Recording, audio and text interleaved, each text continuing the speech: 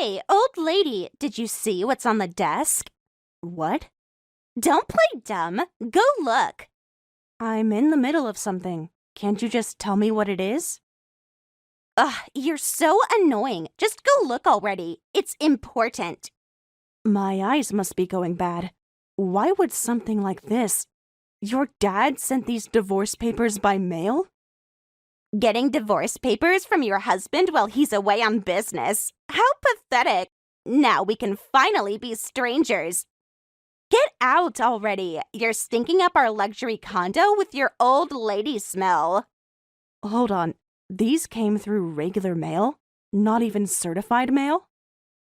Who cares how they came? The point is, they came. Isn't that hilarious?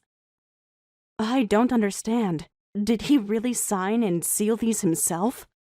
That's what I've been saying. How many times do I have to repeat myself? Are you getting senile or something? The signature is right there. Really? If this turns out to be forged, it could be a serious issue. You're so annoying. It's definitely Dad's signature. Because I asked him to do it. I made sure he signed it properly. What do you mean you asked him? You were involved in this? Of course I was involved. I told him how unbearable you are. Acting all high and mighty when you're just the help?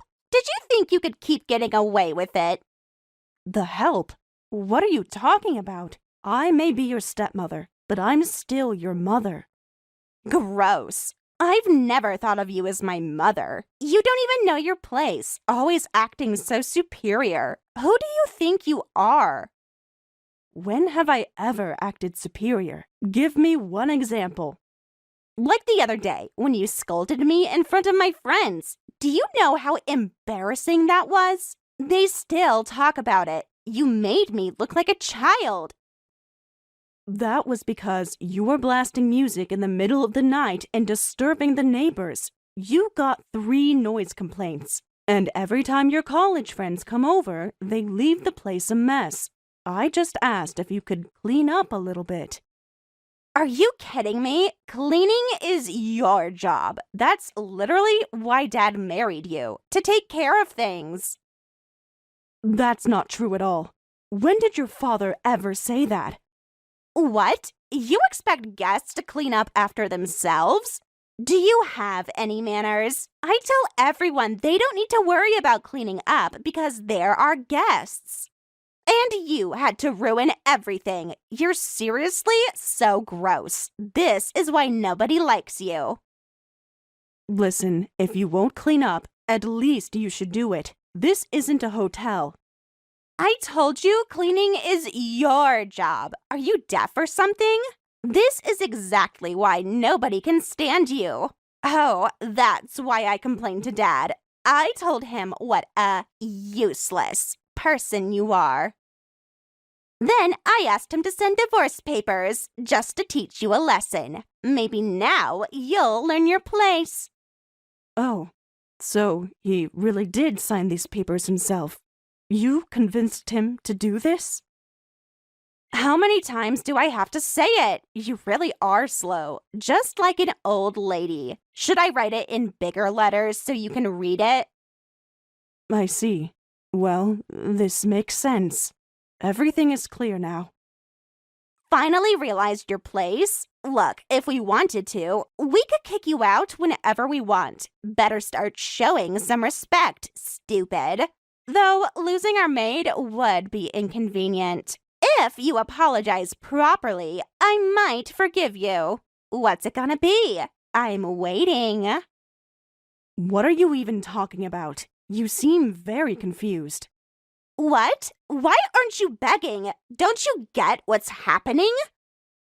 I can't believe you'd give me such an amazing gift. I'm so happy. Thank you. I'm going to submit these divorce papers right away. This is perfect timing, actually. Huh? What's that supposed to mean? Did you think I would panic? This isn't how you're supposed to react. Sorry I couldn't meet your expectations, but this really is wonderful. Ugh, gross. Acting all tough when I was trying to show you mercy. We don't even need a maid anyway. You're lower than insects. Just wait until Dad gets home. You'll see. Do whatever you want, old hag. You'll regret this. Oh, I will. Thank you again for the wonderful gift. I'll make good use of it. Sarah, I heard everything from Madison. We need to talk. From Madison? Well, this should be interesting. What kind of story did she tell you that would make a husband mail divorce papers to his wife? Look, I know this seems bad, but you have to understand my position here. Your position? Please, enlighten me. I hear you've been taking advantage of me being away on business. Madison tells me you barely do any housework and just lays around all day, and when she tries to say anything about it, you blow up at her. I never thought you'd turn out to be this kind of person. I trusted you to take care of my daughter, and this is how you repay me? What happened to the woman I married? I see. So that's what you've been told. And based on that, you sent divorce papers? Without even asking my side? It's not like that. I tried calling you several times. No, you didn't. Check your call log. Well, I was going to, but Madison was so upset. You know how sensitive she is. How convenient. Yes, Madison and I talked it over, and we figured this was the only way to fix your attitude. Sometimes tough love is necessary. You understand, right? You and your daughter are both complete idiots. Why did I ever marry someone like you? What was I thinking? What's with that attitude? Don't tell me you're not even sorry after everything I've done for you. Of course I'm not. Why would I be? Listen, if this keeps up, we're really getting divorced. Is that what you want? To throw away everything we built together? What are you talking about? Don't make me laugh. Everything we built together? That's right. This isn't a joke. If I can't trust you with Madison, then divorce is definitely on the table here. I thought we were a family. What? On the table? Getting ahead of yourself. I already submitted the divorce papers. They're being processed as we speak. What? You can't be serious without even discussing it. Discuss what? You sent signed divorce papers. I just did what you wanted. That's not what You weren't supposed to actually... Hold on.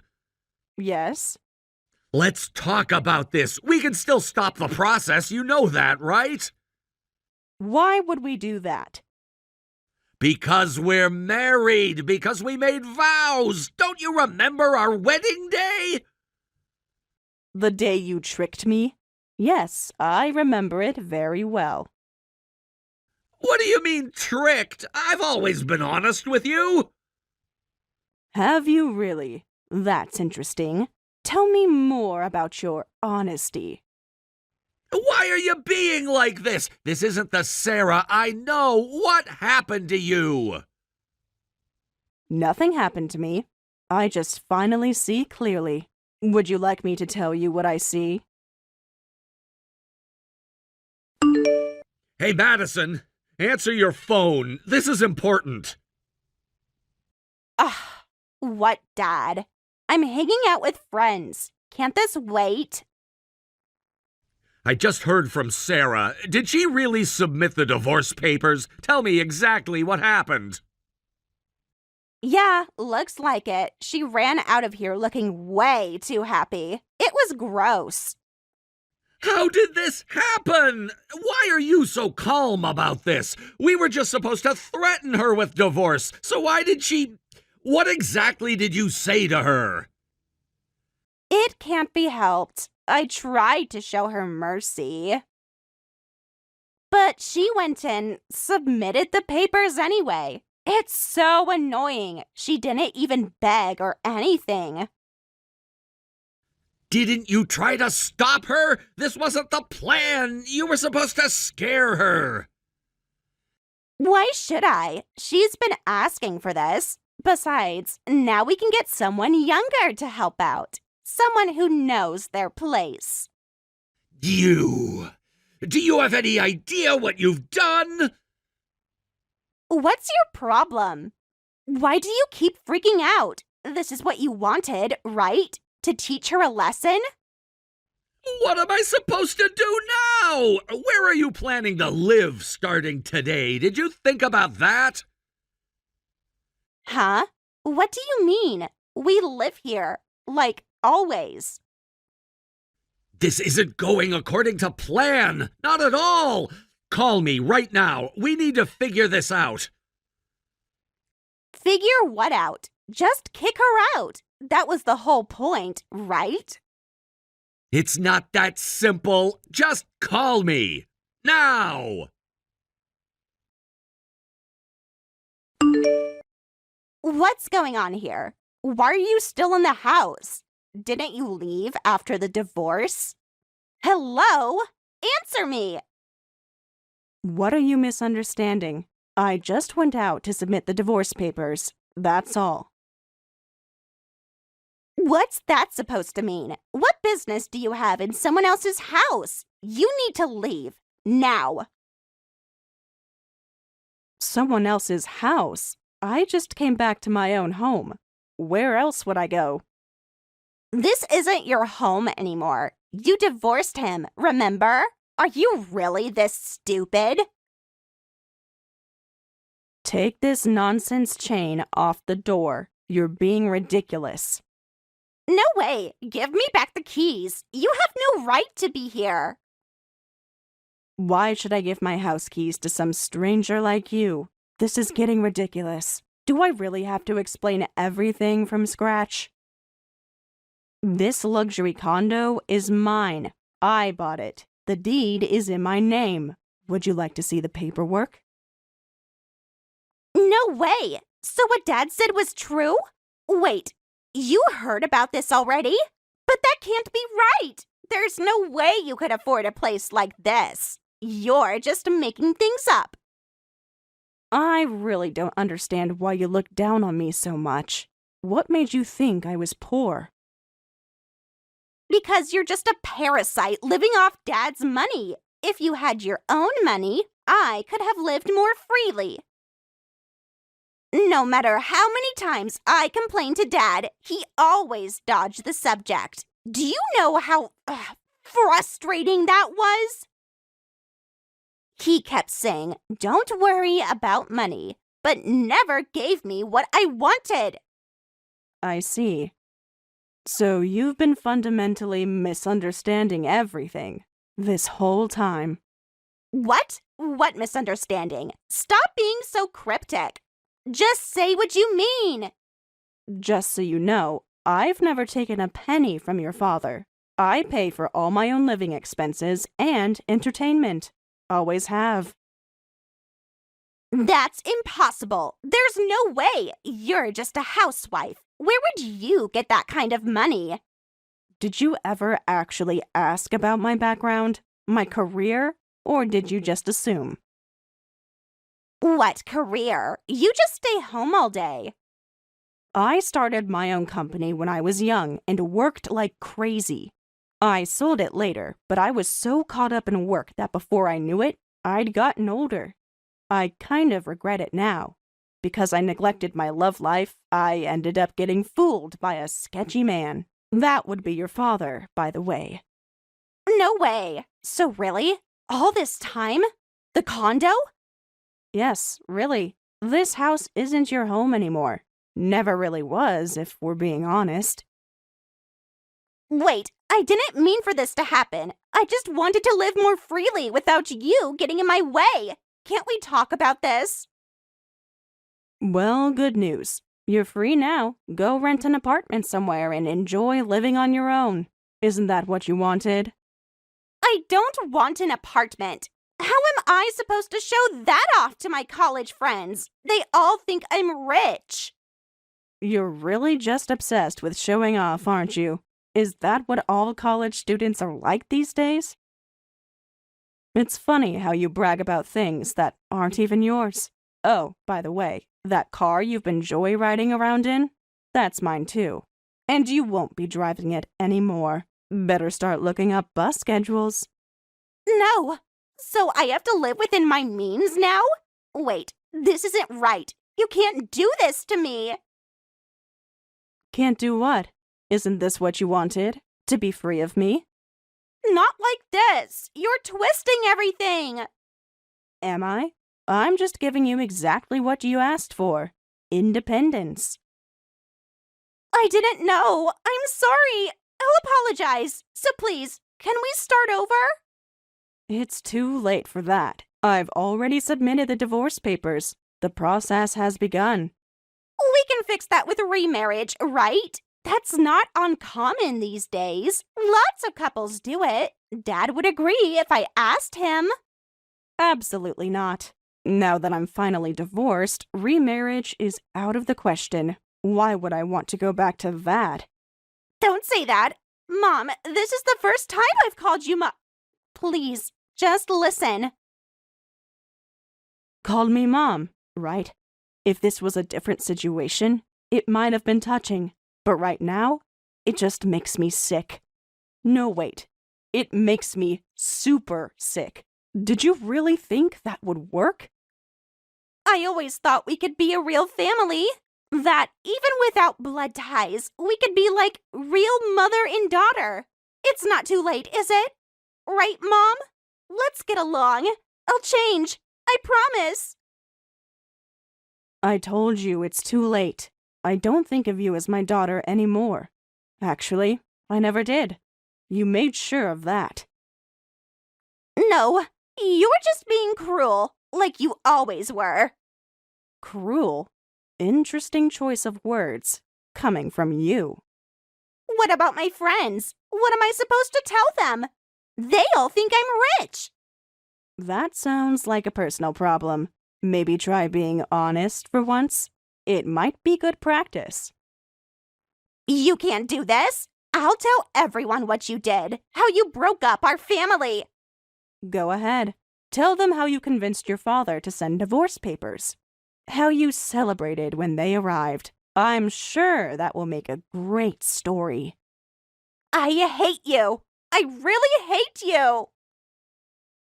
The feeling is mutual. Now, if you'll excuse me, I need to change the locks.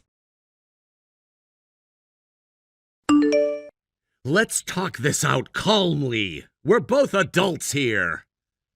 I am calm. Besides, there's nothing left to discuss. You made your choice. Don't say that! I don't want our marriage to end like this! We can still fix this! That's rich coming from someone who mailed me divorce papers. Through regular mail, no less. How thoughtful of you. Look, you know what happened. I was tricked by Madison. Who would expect their own daughter to lie like that? She manipulated me. What? You're going to push all the blame onto your daughter to justify yourself? That's low, even for you. Don't put it like that. Of course I made mistakes too. You know my job. I've always had to travel for work, and I couldn't spend much time with Madison. After her mother died, taking her with me meant constant school transfers, and she was struggling. That's why I married. That's why I needed someone I could trust. What? Please, finish that sentence. That's why you married me? No! That's not what I meant! Damn it! You're being way too suspicious. Of course I married you because I love you. That's why I can't accept ending things like this.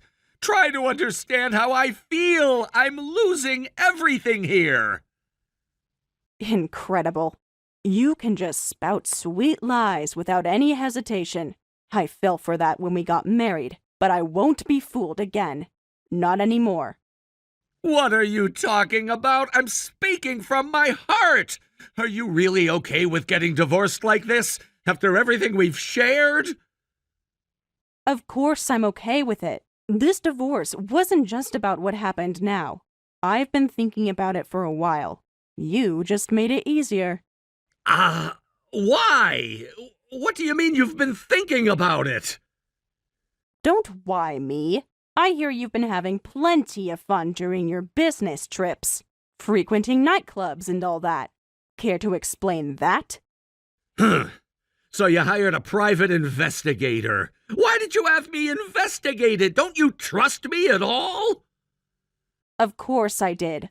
I'm really inexperienced when it comes to relationships, but I'm not stupid. Then why hire an investigator? If you had doubts, you could have just asked me. That's what married people do. Madison's attitude was just too awful. I thought maybe a stepdaughter would see her father's new wife as an enemy, but this felt different. She wasn't just disliking me, she was completely looking down on me. Called me the help, showed zero respect. It didn't add up. Kids can be difficult. You know teenagers. When I talked to a friend about it, they suggested maybe you'd poisoned her against me. That maybe you married me just to have someone to take care of your daughter. Think about it. A financially independent woman who's bad at relationships. Perfect target to trick into being a free caretaker. That's why you came at me with all those sweet words, right? All those promises about family and love. Hold on a minute. You trusted some friend over your own husband? You actually believed that? After everything we've been through? Don't compare yourself to me. You believed your daughter's lies and sent divorce papers without even talking to me. I told you I trusted you. I hired the investigator to prove your innocence and laugh at my friend's theory. But wow, was I surprised. Every single night, partying it up in sketchy places, while I was at home with your daughter.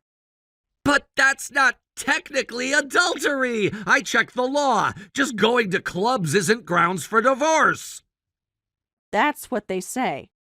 Just paying for services doesn't count as adultery. The men who made that law must have been really something. But you weren't just going to clubs, were you? You were also meeting girls for money. Want to explain that? What? What are you talking about? I never did anything like that. You're making wild accusations now.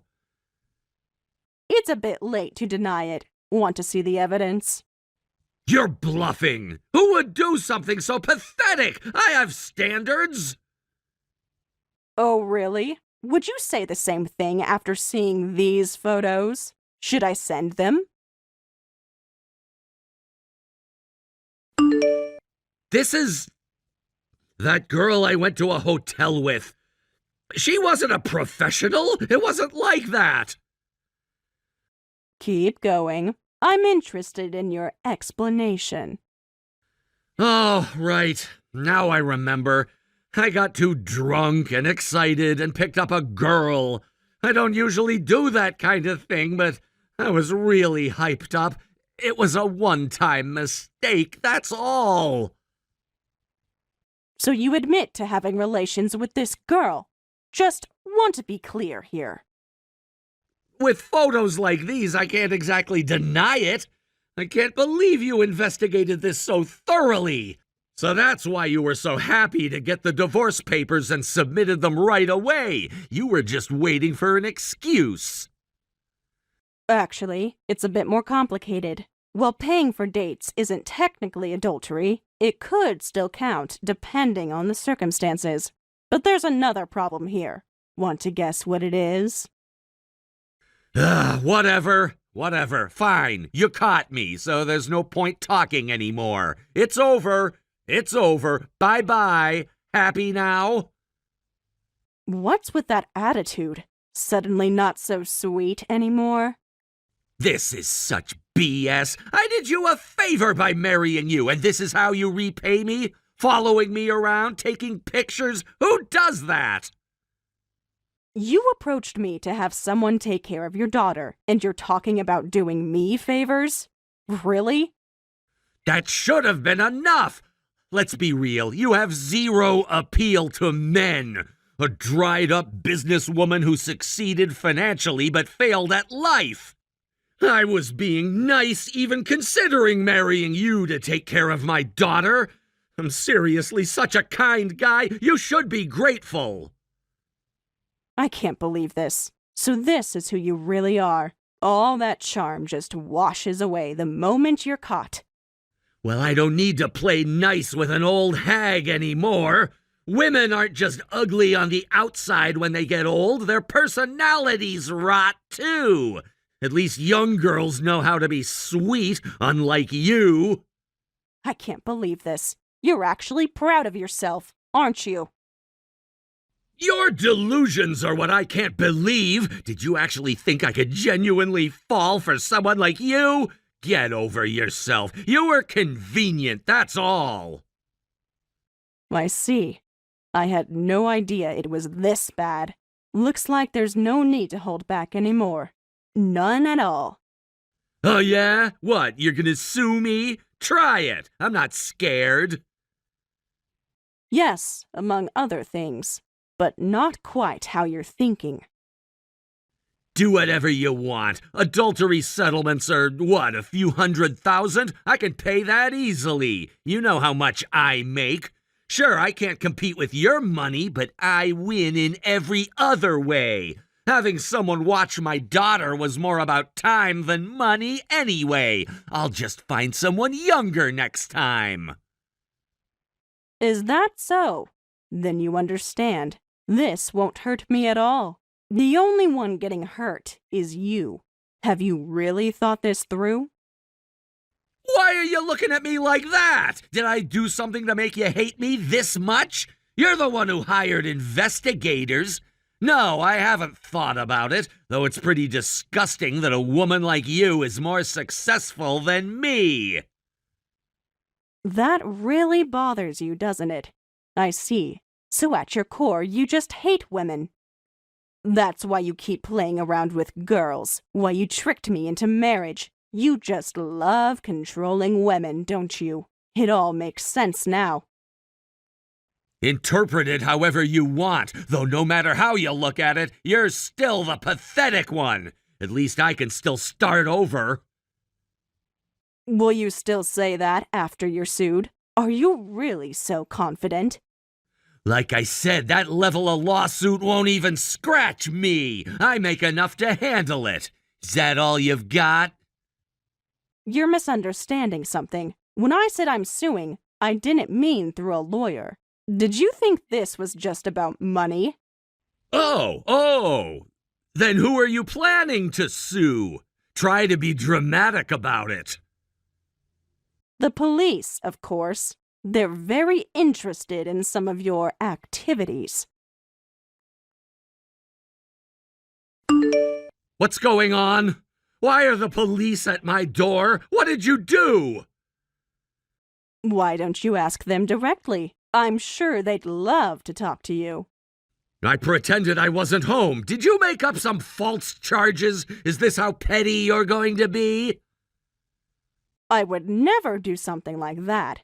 That's more your style. Everything I reported is documented. Then what's this about? Just tell me directly. Stop playing games.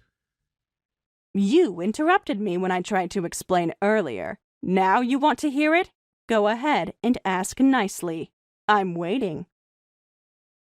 Stop acting so high and mighty. Fine, explain what's going on. What did you tell them?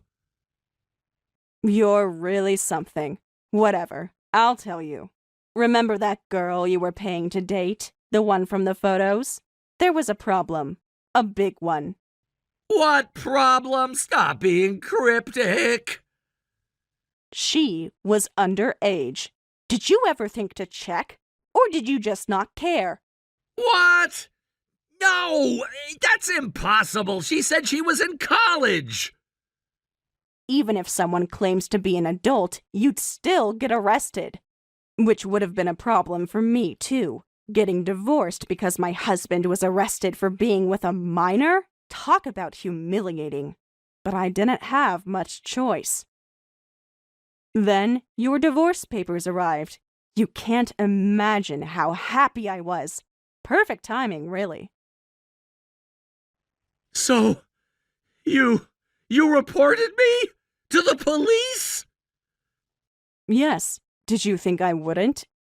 Why would you do that? We're already divorced. There was no need to go to the police. We could have handled this privately. That was my original plan. I didn't want anything more to do with you. Was going to let you slink away. Then why? Why did you have to take it this far? Because you provoked me, saying things like it wouldn't hurt you. So, how's that working out? Still feeling unhurt? Are you winning in every way now? You know hiding from the police won't work for long. You should probably turn yourself in. It might look better for you, though probably not much. Wait. I get it. I'll apologize for everything, so please call them off. You must be really panicking. Apologizing to me won't help anything. What you did is a serious crime. I've already given all the information to the police. There's no taking it back. No! What have you done? If my company finds out about this, my career will be ruined! Oh, I'm sorry. Did I forget to mention something? What? For what? What else did you do? I should have mentioned. I didn't just tell the police. I informed your company, too. They seemed very concerned about having an employee who preys on minors. Reputation risk, they called it. After that, Madison managed to get a scholarship, but she spent it all trying to maintain her image as a wealthy college student. Unable to pay her tuition and having violated scholarship spending rules, she was forced to drop out. All she has now is massive student loan debt. She went from being a privileged college student living in a luxury condo to an unemployed nobody. Must be quite a blow to her massive ego.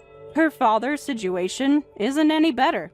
Once an elite employee at a major corporation, getting attention from women thanks to his status. Now, after his arrest, he's just another jobless, middle-aged man. Like his daughter, his pride keeps him from taking regular jobs, so they're really struggling.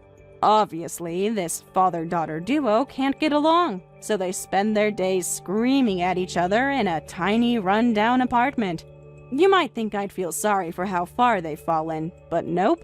I made sure to sue for divorce settlement too. Since everything happened while we were married, I won easily in court. Despite his income, he didn't have much savings thanks to his personality and spending on women. But what little he had, I took all of it. What kind of life will those two have from now on? Honestly, I couldn't care less. It's strange, even to me, but I have zero interest in what happens to them.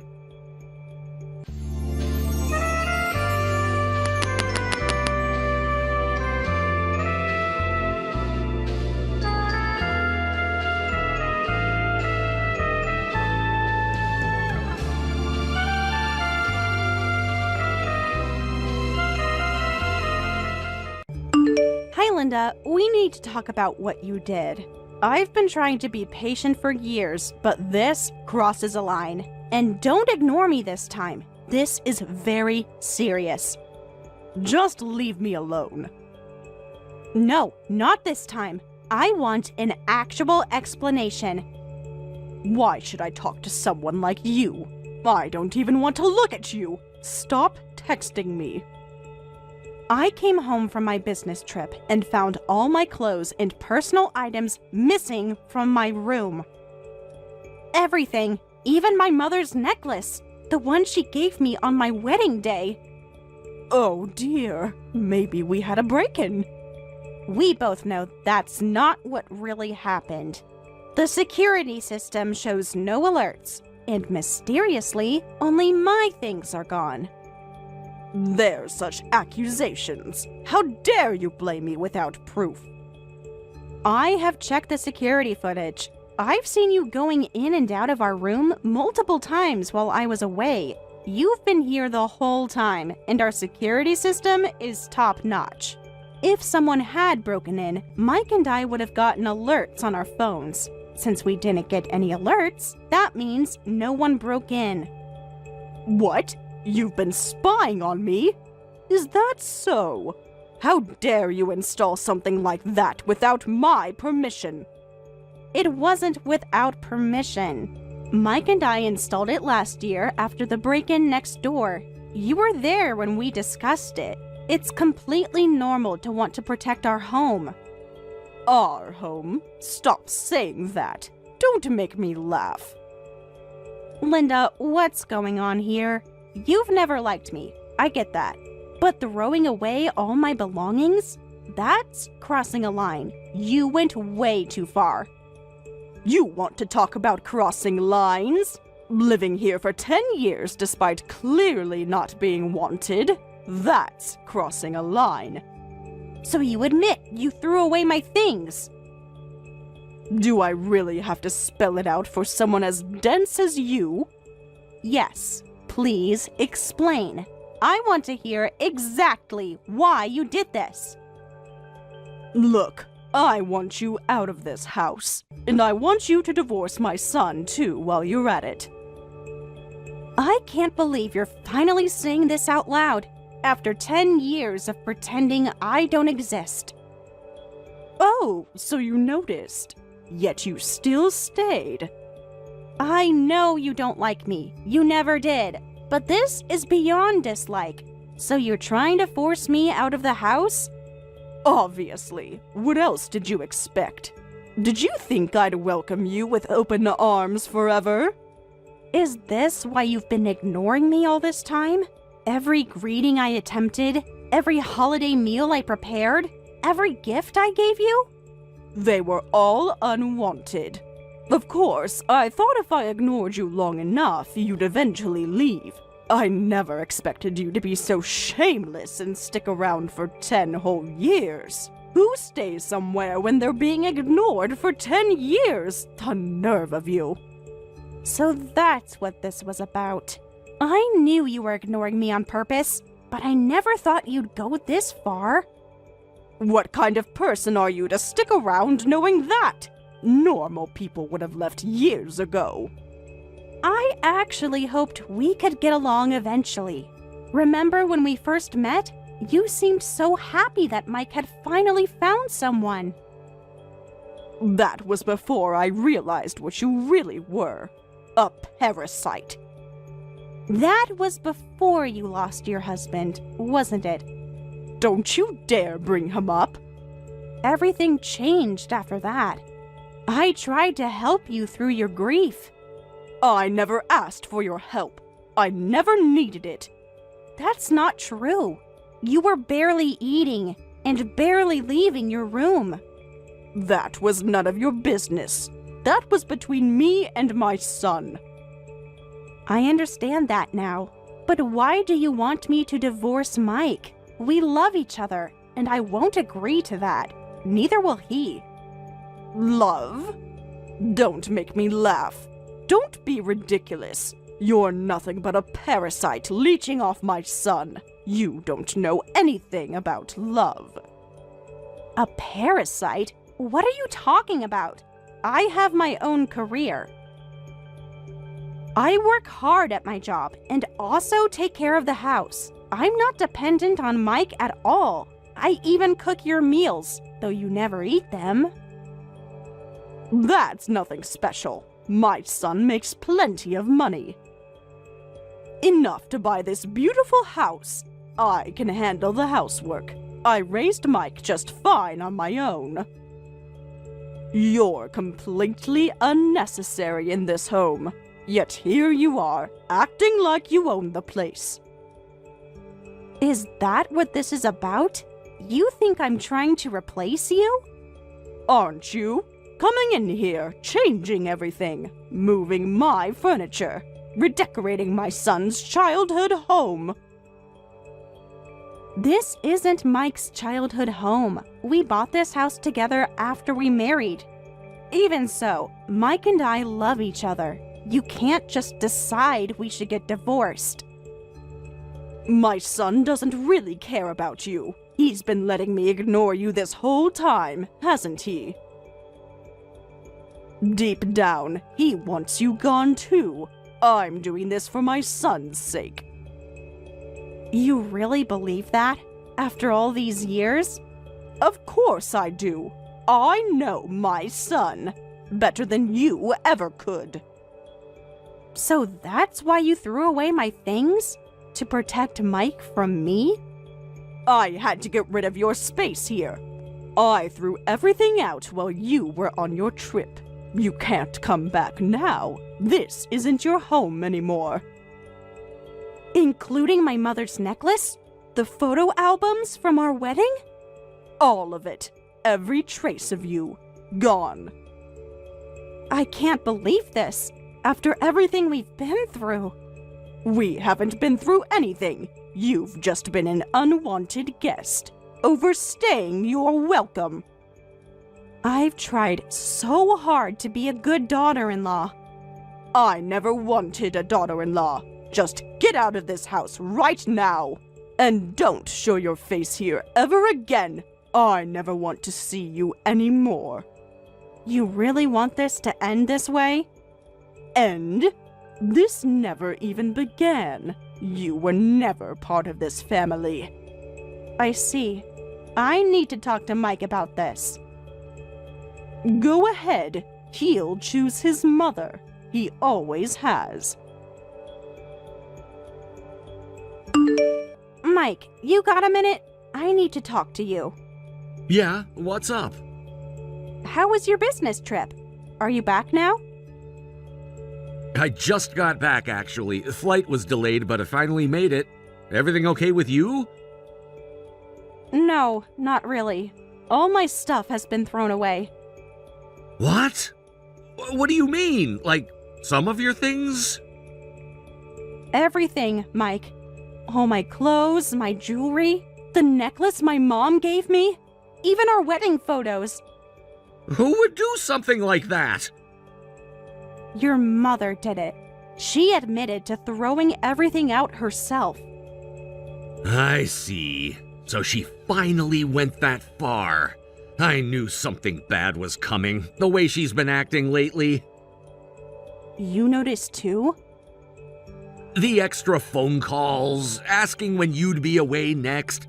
I'm so sorry. I'm ashamed that my own mother would do something like this.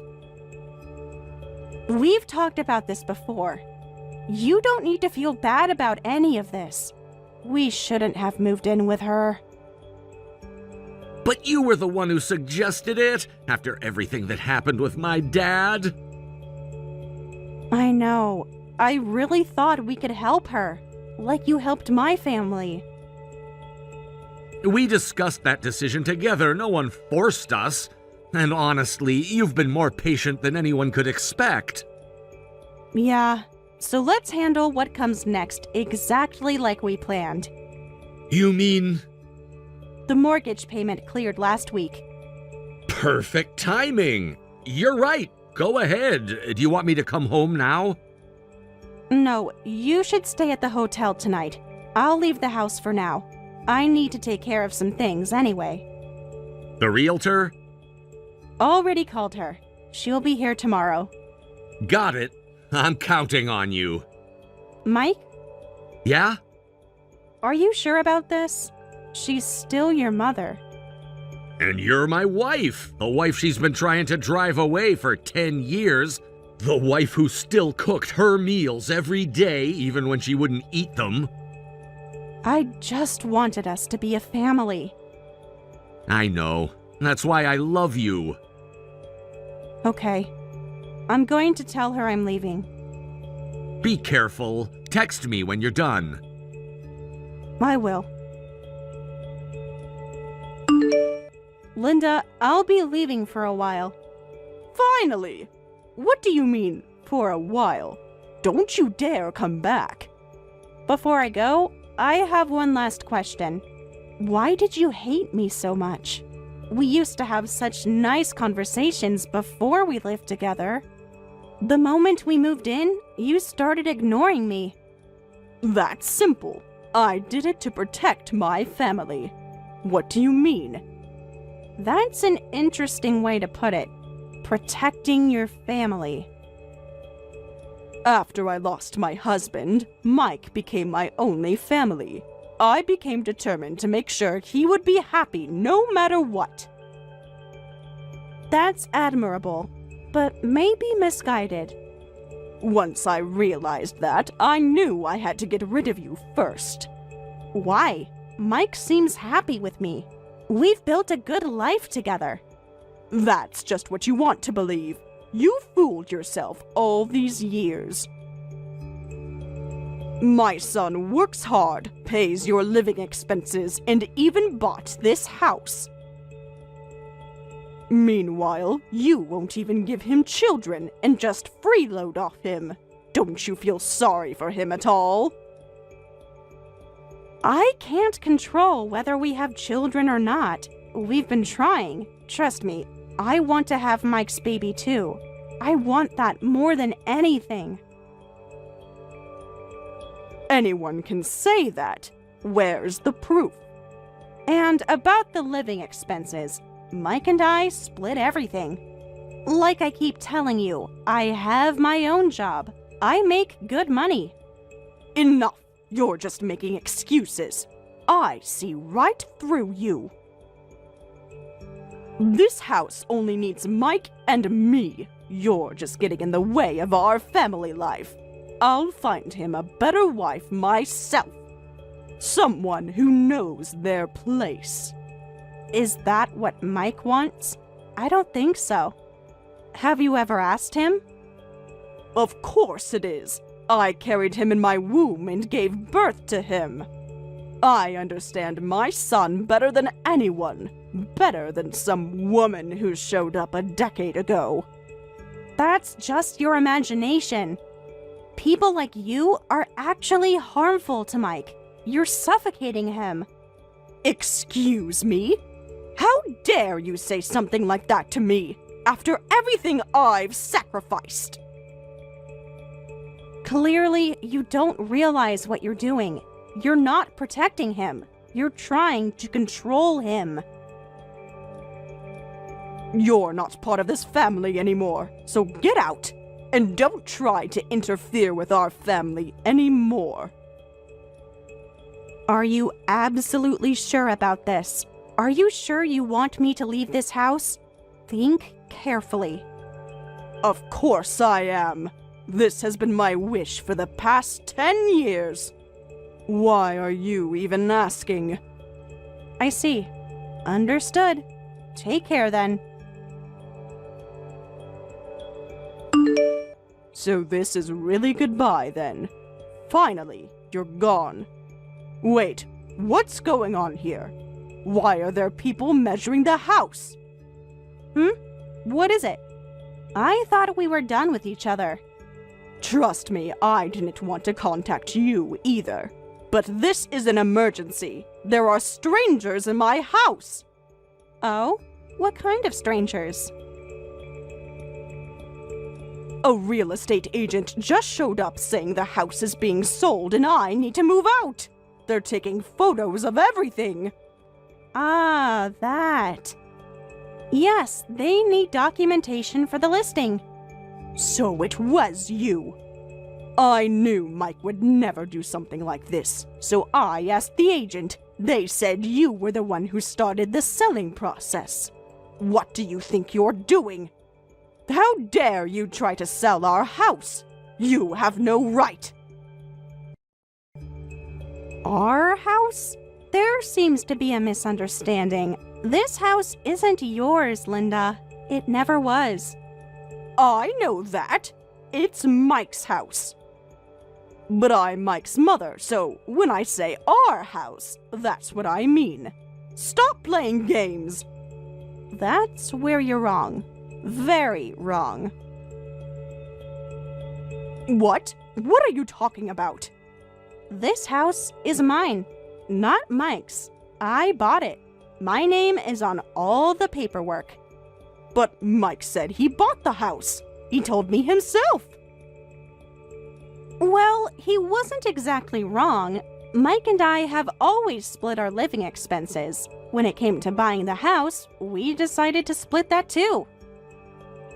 But since splitting the mortgage would have been complicated paperwork-wise, I agreed to pay the full amount. It was simpler that way.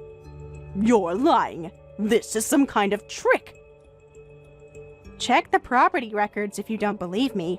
In exchange, Mike would cover all our other living expenses. So in a way, Mike did help pay for it. But legally, since I made the mortgage payments, the house is in my name. That can't be. You're making this up. I have all the documentation. Would you like to see it? But you knew I was trying to drive you out, and you still let me. All this time.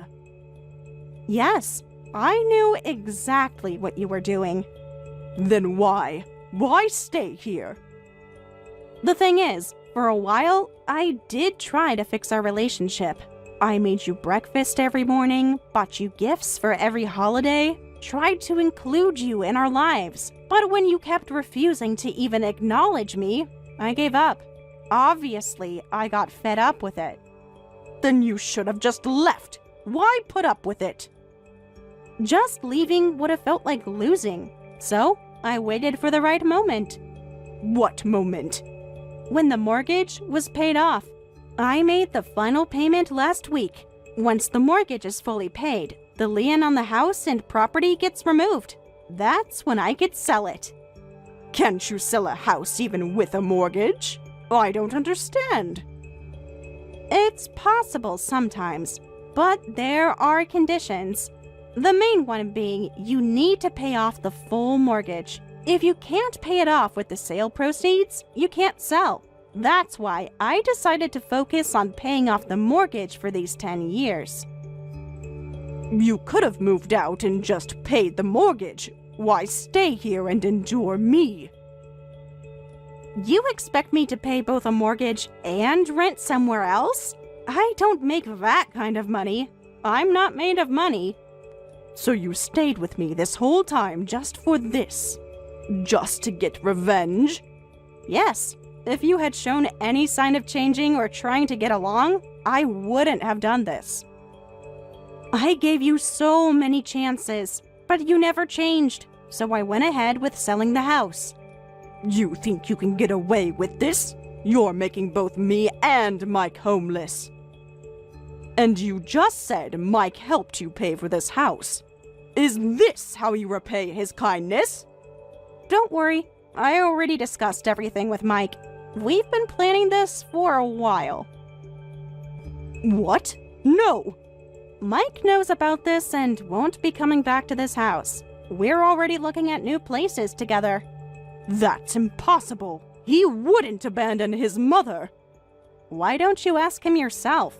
He should be online now. You're right. Just wait. He'll put a stop to this. Mike, honey, someone's trying to sell our house. Sarah's gone crazy. She's claiming she owns the house. Yeah, I know. Sarah and I decided this together. We've been planning it for months.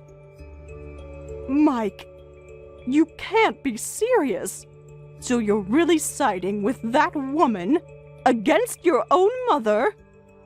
My wife. Her name is Sarah, and yes, I'm siding with her. Why?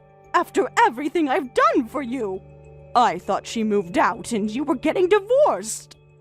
Why would we divorce? What made you think that would happen? Because I threw her things away. I made it impossible for her to stay. And you thought that would make me choose you? We still trust each other completely. We have for 15 years. Don't try to force a divorce on us. Is it true that Sarah was paying the mortgage? Tell me she's lying about that. Yes, it is. Sarah's been working really hard at her job. It's been a huge help. She's actually made more than me these past few years. Why didn't you tell me? Why let me believe you bought it? It was Sarah's idea. Since we were splitting everything anyway, she suggested letting you think I was paying for it. Letting me be your perfect son, you know? Though I never really cared about that. I just went along with it to keep the peace. So you're not coming back home? To your mother? Of course not. I'm gonna live with Sarah, so you should start looking for a new place. The realtor said you have 60 days. You two planned this whole thing to trick me. You even let me ignore Sarah all this time. Weren't you on my side? Are you kidding me? Are you seriously asking me that? What? I tried to call you out on your behavior many times, but Sarah always stopped me, saying she'd handle it herself. If it wasn't for her, I would have yelled at you about this years ago. Would have moved out the first time you ignored her at dinner. But you know what? Sarah was bullying me, too. Yes! She wanted me out of the house and kept harassing me. She was always watching me. Actually, Sarah's the one who suggested living with you in the first place. Have you forgotten that? What? No, that can't be right. She felt bad that you were all alone after Dad died. She's the one who suggested we all live together. I was against it at first. That can't be true. No daughter-in-law wants to live with her mother-in-law. She must have had ulterior motives. That's what I thought too. But about 15 years ago, I used to help Sarah's dad with his care. You did? I don't remember this. Yeah, he was in poor health. They really should have put him in a facility, but they couldn't afford it, so Sarah's mom was taking care of him. I could see they needed a man's help sometimes, so I spent my days off helping with his care, lifting him, bathing him, everything. I never knew. After he passed away, both Sarah and her mom were really grateful. I think that's why she suggested living with you to return the favor. She wanted you to have a family around, like I did for her family. Oh, I didn't realize. She tried so hard to get closer to you. Remember all those Sunday dinners she cooked? The birthday parties she planned? The holidays she tried to celebrate with you? But you ignored both her and her feelings for 10 years. Do you know how much that hurt her? How much it hurt me to watch? If you were so hurt, why didn't you say anything? I did, so many times, but you always brushed it off or changed the subject or started crying about Dad. Because I was lonely. I needed you. And Sarah tried to help with that loneliness, but you pushed her away. That's when I really started hating you. So I'm actually happy we'll be living apart. How dare you say you hate your own mother after everything I sacrificed for you? After raising you alone? Stop using that as an excuse. You're not raising me anymore. I'm a grown man with my own family. I am your family. Sarah is my family too. The family I chose. The family you've been trying to destroy. I was protecting you.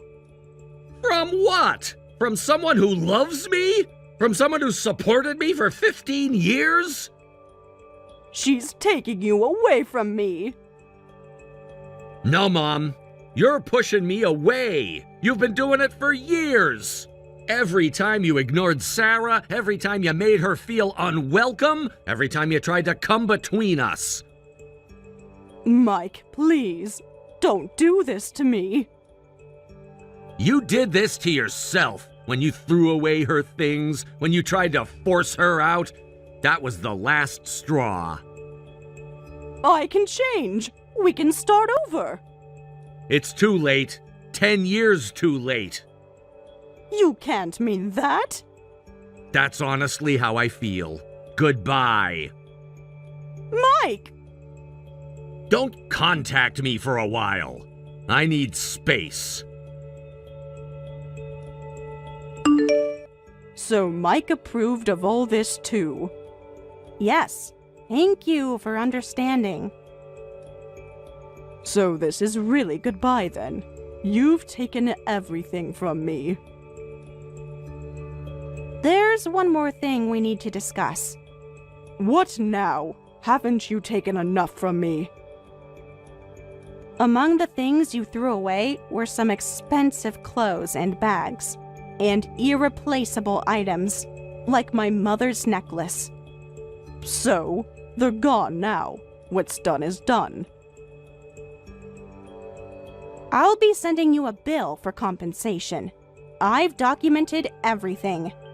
You're joking? You're trying to get even more money from me? After taking my home? Don't put it that way. You destroyed my property. I'm just getting compensation for my destroyed property. This is my legal right, and you know it. You can't prove anything. Actually, I can. Remember the security cameras? If you refuse to pay, I'm prepared to get a lawyer and take this all the way. You wouldn't dare. Try me. So when you attack, you go all out. You're ruthless. That's not my intention at all. I was hurt when you started ignoring me, but once I lost all respect for you, I stopped caring. If you're going to ignore me, I just won't talk to you either. I was fine just living happily with Mike, and this could have gone on indefinitely. But then you started throwing away my things and trying to force a divorce, so I had to take stronger measures. I hope you can understand, this is just about protecting my life. You sound so self-righteous. Like you've done nothing wrong. Just please pay the compensation. Then we never have to speak again. Fine, whatever. I have my husband's inheritance and my pension.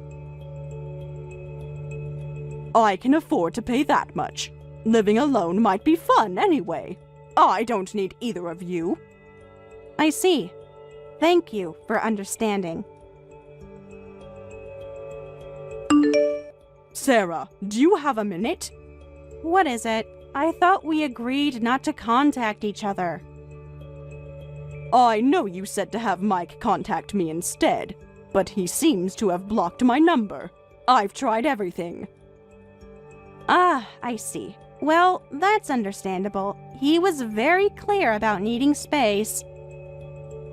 Could you ask Mike to come visit me? I'll send you my address. Please, it's important. Why? What's so urgent? What happened to enjoying living alone? I fell on the street recently and my leg has been hurting. I can barely walk. Oh, I'm sorry to hear that. That must be difficult. Life is hard on my own, so I'd like him to help take care of me. I need a family right now. I'll ask Mike, but I doubt he'll agree. He really doesn't like you anymore. That's why he blocked you. He's been much happier without the stress. Then maybe you could help. Actually, we could all live together again. I've changed. What is wrong with you? After everything that happened, you want to live together? Have you lost your mind? I know I was wrong before. I admit it now. Please, living alone for the rest of my life is just too hard. I'm scared. This is what happens when you try to drive people away. You didn't expect Mike to leave too, did you? You said you understood his feelings better than anyone, but you were completely wrong. Maybe you're right. I was wrong about everything. So, about living together again, I could help around the house. Absolutely not. Besides, we don't have time to take care of you. we're dealing with something more important. Why not? What could be more important than family? I'm actually pregnant. Finally. What? After all these years? It's considered high risk because of my age, but Mike is being very supportive. We're hoping for a healthy baby. So living with you is completely out of the question. Taking care of a baby alone will be hard. I could help you, so please don't worry. I could be a real grandmother. If I need help, I'll ask my mom. We don't need you, and honestly, we don't want you. You can't be serious. I'm the baby's grandmother. I am completely serious. It would be terrible for a child's emotional development to live with someone who freely ignores people and tries to drive them out. So we can't live with you. Since Mike has blocked you, I'll be blocking you too.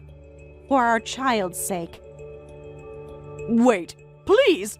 Don't take my grandchild away from me! Goodbye. Linda continued living on her own, managing with regular hospital visits. While her leg eventually healed, her advancing age meant she developed various health issues each year, making it difficult to maintain a comfortable lifestyle. With no one to rely on, she paid for home care services to help her get by. The caregivers say she often talks about wanting to live with us again, but that wish will never be granted. Meanwhile, I gave birth to a beautiful baby girl. Mike works harder than ever and absolutely melts around our daughter. After the birth, I quit my job and now spend all my time with our child. Watching our daughter grow up healthy and happy has become my greatest joy in life.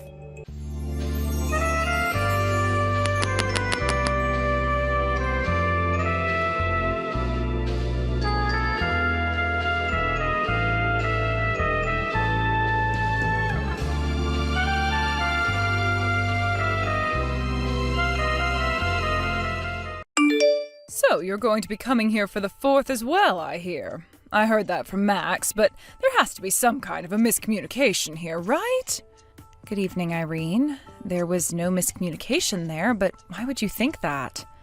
Well, this time it's just going to be the family coming out here. Why would Max be bringing a stranger along with him to our family gathering? Don't you find that a little strange of him to think he'd need to do that? Irene, I already know about how you hate me incredibly for no real reason besides just hate. But I've been married to Max for 3 years now, so can you please give all of that up? And I have been coming to your guys' house for the past 2 years for the 4th of July. You can call me a stranger all you want, but I'm still a part of your family, whether you like it or not. What? You really think of yourself as part of this family? I don't ever remember thinking of you as being in our family. Is that so? All right then, Irene. But this time I am once again coming there with my husband, so please expect the both of us. We'll be staying for 2 days there. I know you want to be here so that you can get all of the high-end foods we'll be eating, right? You truly are such a sad sight. That is not my reason for coming along this year. That's never been my reason for coming out to your house at all. Something like the 4th has always been a family event for you guys, and I feel it wouldn't look good to make me stay at home during that event while Max goes there.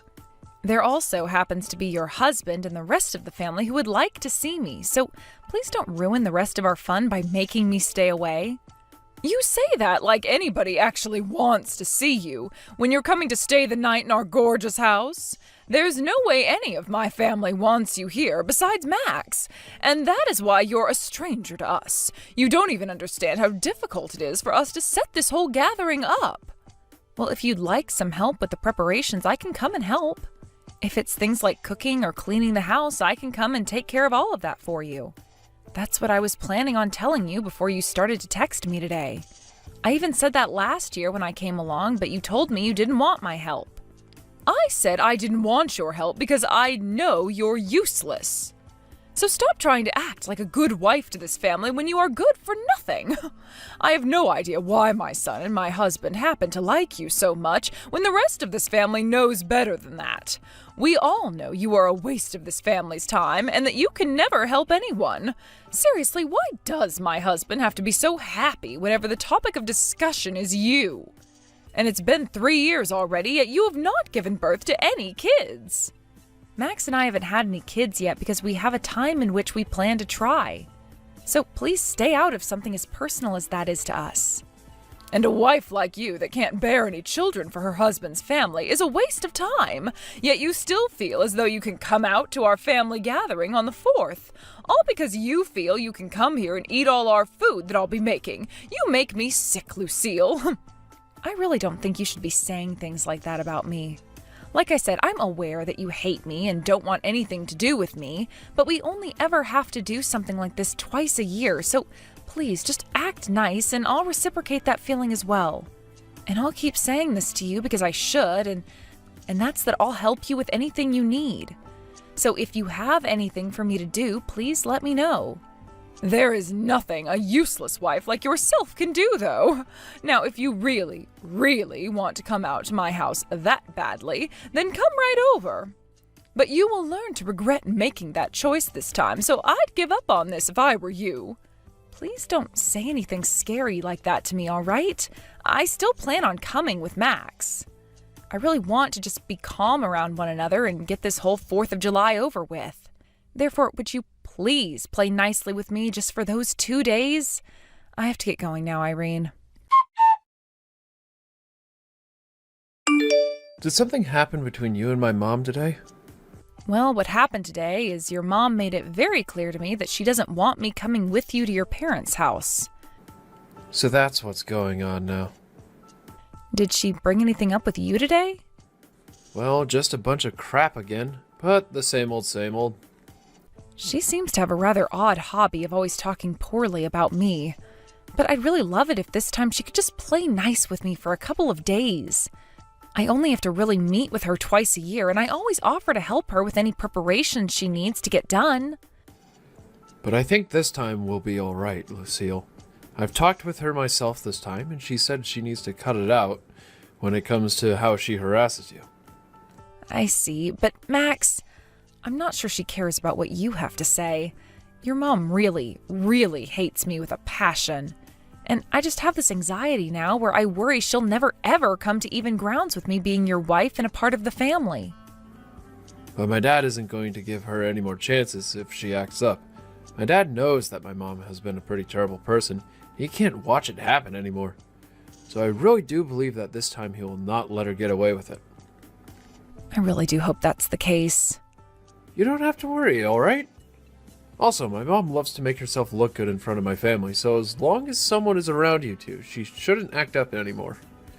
This time, a lot of my family will be coming, so you should be in good hands. You can relax and stay by me if you want, so that you feel safe and can eat all you want.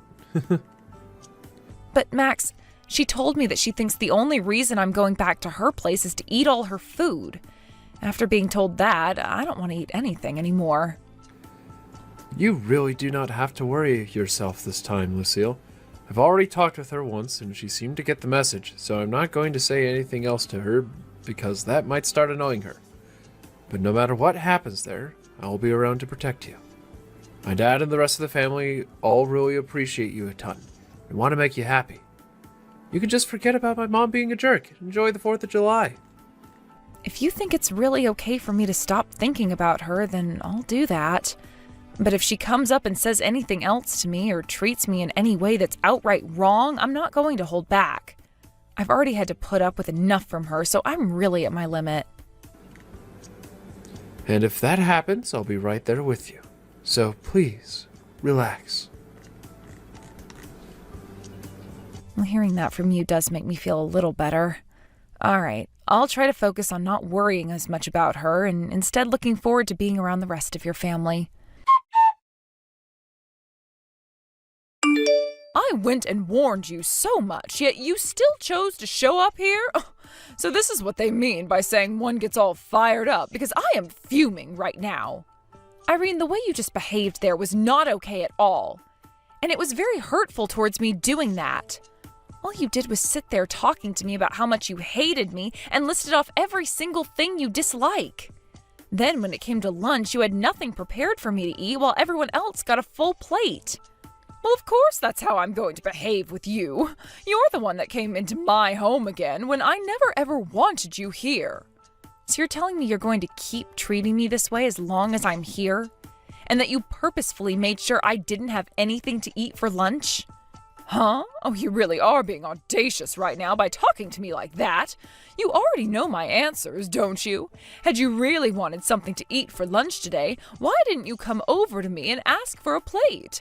Stop acting like I meant everything I did today when you should have communicated with me more. Are you that stupid or something? Wait, what do you mean I should have come to you and asked for a plate? Nobody else was going to you to ask for a plate, so why should I have had to? Because you are not a part of this family. And that means you don't get to have access to the same high-end food the rest of this family gets. But not bringing me any food at all is completely messed up. And what's so bad about that? You seem to have fattened up again, so you need to lose some weight. You didn't need any of that lunch today. Tonight we will be having steaks and lobster. However, all you'll be getting is some ground beef. Are you kidding me, Irene? So you really didn't want me coming to your house today. A fat ass like yourself can have steak sauce for dinner. Irene, I can see you're having a grand time there picking on me, but I'm really reaching my limits with you over here. Can you start thinking about what you're going to say to me before you speak? What are you saying? You're the one who has come to my house and now relies on me to eat and sleep. If you don't like the way I talk to you and the way I treat you, then get the hell out of my house. I would not be bothered by you leaving one bit. And how do you think anyone else here would notice you're gone? Of course not, because nobody cares about a useless wife like you. The rest of the family is all here to eat really good food and watch the fireworks this weekend. Now, you can come and join us for dinner in a little bit, but remember that the only thing you'll be given to eat is some steak sauce that you can lick from the plate. I'm going home. And don't you ever come back here again. I don't need to, because I am literally at my limit and cannot be asked to deal with you anymore. So I'm going to head home now, and you will never have to worry about me again. In other words, I'm cutting ties to you. Go right ahead and do that. And when you say you're cutting ties to us, you also mean you'll cut ties to Max, right? You're getting as far away from my whole family as you can, right? You really think I meant your whole family when I said that? No, I'm only cutting ties to you, Irene. Everyone else will still be able to talk with me. But this will be the end of me sending you guys any more money. What? What money have you been sending us? A lot. And now you will no longer be getting that money from me. I was originally doing it for the sake of your husband because he really needed help. I talked with Max about him, and we agreed that we'd be sending him money once a month to help out. However, from here on out, we will no longer be sending you guys a penny. That's how I feel now about just how poorly you've been treating me. What do you keep going on about right now? You are just making up lies about sending us stuff like that money. I'm not sure what amount you think you've been sending us, but I'm sure it's only Max who would be sending it if that's the truth. Each month? $3,000. What? For the past year while I've been married to Max, we've been sending $3,000 each month. You've known about how your husband's company's been going under inch by inch every day. We found out about it as well and tried to do something to help him and his company out of that rut he's been sinking in. What are you talking about? $3,000 a month? And my husband's company has been going under? Maybe it's best that you didn't know anything about everything that's been going on. If you'd like to know, I was sending $2,000 a month and Max has been sending $1,000. Huh? I just got promoted not too long ago, and that means my salary has gone up a reasonable amount, meaning I can afford to give $2,000 each month. Because of that, though, I haven't really been able to save up as much money as I would have liked to. And that slowed down my plans of having kids. What? You're not kidding. So you had no idea about any of this, yet you continued to go on and on with your complaints about me to Max? And you've only made things worse by treating me the way you've been today. I'm fed up with you now, so consider our ties cut. And that is totally fine with me. I'm sure that everything you're saying to me right now is all a stupid joke, but I'm not falling for it. You have to try harder than telling such unbelievable lies as those. You have the right to believe me or not believe me, so go ahead and do whatever you want once I'm gone. But I will not be coming back here after I'm gone, and that will be the end of any money coming into your house. I hope you love living the rest of your life as a moneyless old woman. Bye-bye now.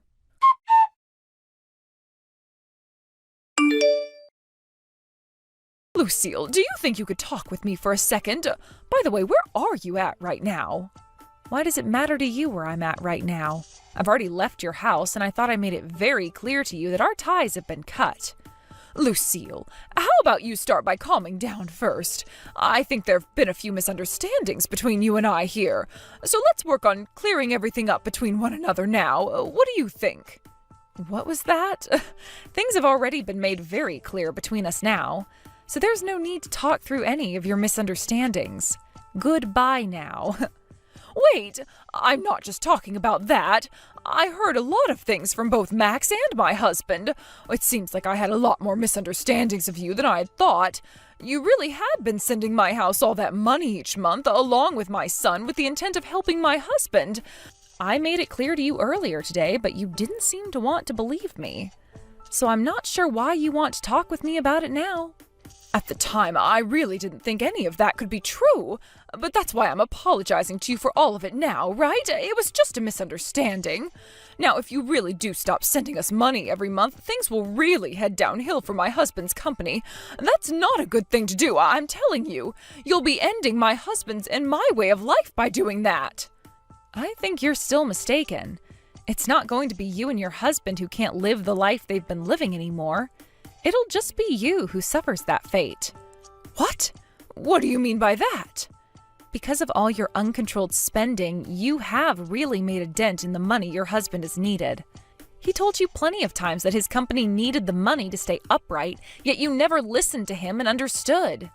The only person who is really going to be affected by Max and I no longer sending money each month will be you. Uncontrolled spending? I've not been wasting any money like you think I've been. It's just that I didn't know at the time how badly my husband's company had been suffering. And do you know why that is? Because you never listen to anyone else and will only base your decisions off of the delusions you have. This is what you get for being so arrogant and selfish. You do not have to speak to me like that because I get it already.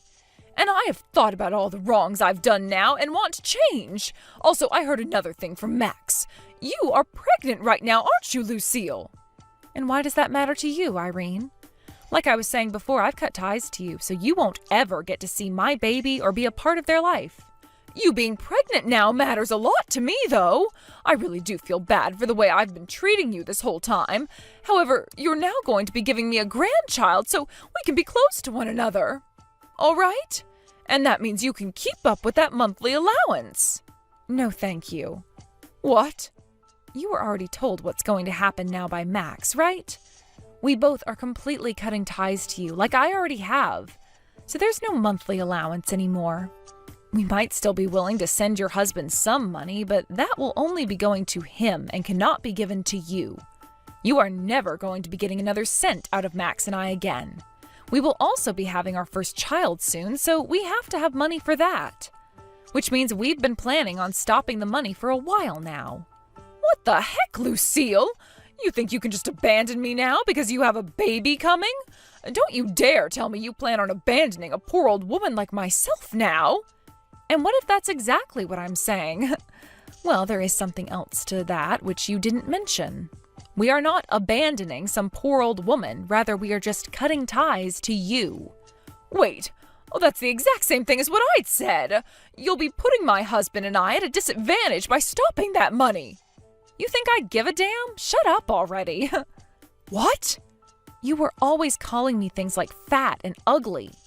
And then when I came over to your house to enjoy the holidays with the family, you harassed me. And today you went and embarrassed me in front of the whole family. You told me in front of everyone to lick steak sauce off my dinner plate when it came time for dinner. Don't you think it's natural for someone like me to never want anything to do with you again in their life? I'm sure you don't want to deal with me anymore, but I've learned my lesson now. That's why I'm here right now apologizing to you and wish to continue my relationship with you. Well, it's all too late for me to care about what you wish. I want you to know that I really do mean it when I say you will never get to see our baby, and you won't be receiving any more money from us. You won't ever see me again, and you won't be seeing your son anymore either. And thank God for that. Lucille, you really can't go around saying things like that to an old lady with not much time left on this earth like me. Look, I even said that it was a misunderstanding on my part. Stop getting so upset over it. Seems that you weren't expecting things to end up this way, and you're beginning to really freak out now. But I don't care if you've learned your lesson now, because you are far too late. I've cut ties to you, okay? That makes you nothing more than a stranger to me. Actually, you'd been calling me a stranger to you this whole time, right? Did you forget about that? Lucille, I'm very sorry. All that happened was a couple of misunderstandings, so you don't have to take things that far. I'm really looking forward to having a grandchild now, and I would like to continue receiving money from you. Please. Hey, who is it that I'm talking with right now? That's how I think of things right now. I've already talked with my husband about what's happening next, and he said he's on board with me cutting you out of our lives. What? He really said that? I suppose he really was that upset with me earlier, but he's really not going to be cutting ties to me as well, right? Right? He's very serious right now. You know your son better than I do, probably, so you understand that he never jokes around about these things. Which means he's right with me on this one. But he's my son and I'm his mother. Do you really want to take my son away from me like that? Do you have any idea who's to blame for everything that's happening now? If you put a little bit of thought into that, you'd have the answer. Anyway, I'm sure no matter what else I say to you now, you're not going to fully grasp your situation. And no matter what you have to say to me, I'm not budging. I will never, ever want a single thing to do with someone as toxic as you again. No way. How dare my own son want to cut ties to me even? What the hell is wrong with you, woman? Even after all you've been told, you're still going to blame me? That's a little bit more than just ridiculous, I think. Perhaps you've gone completely off the deep end now? Well, you can continue going crazy over there because you have nothing to do with me.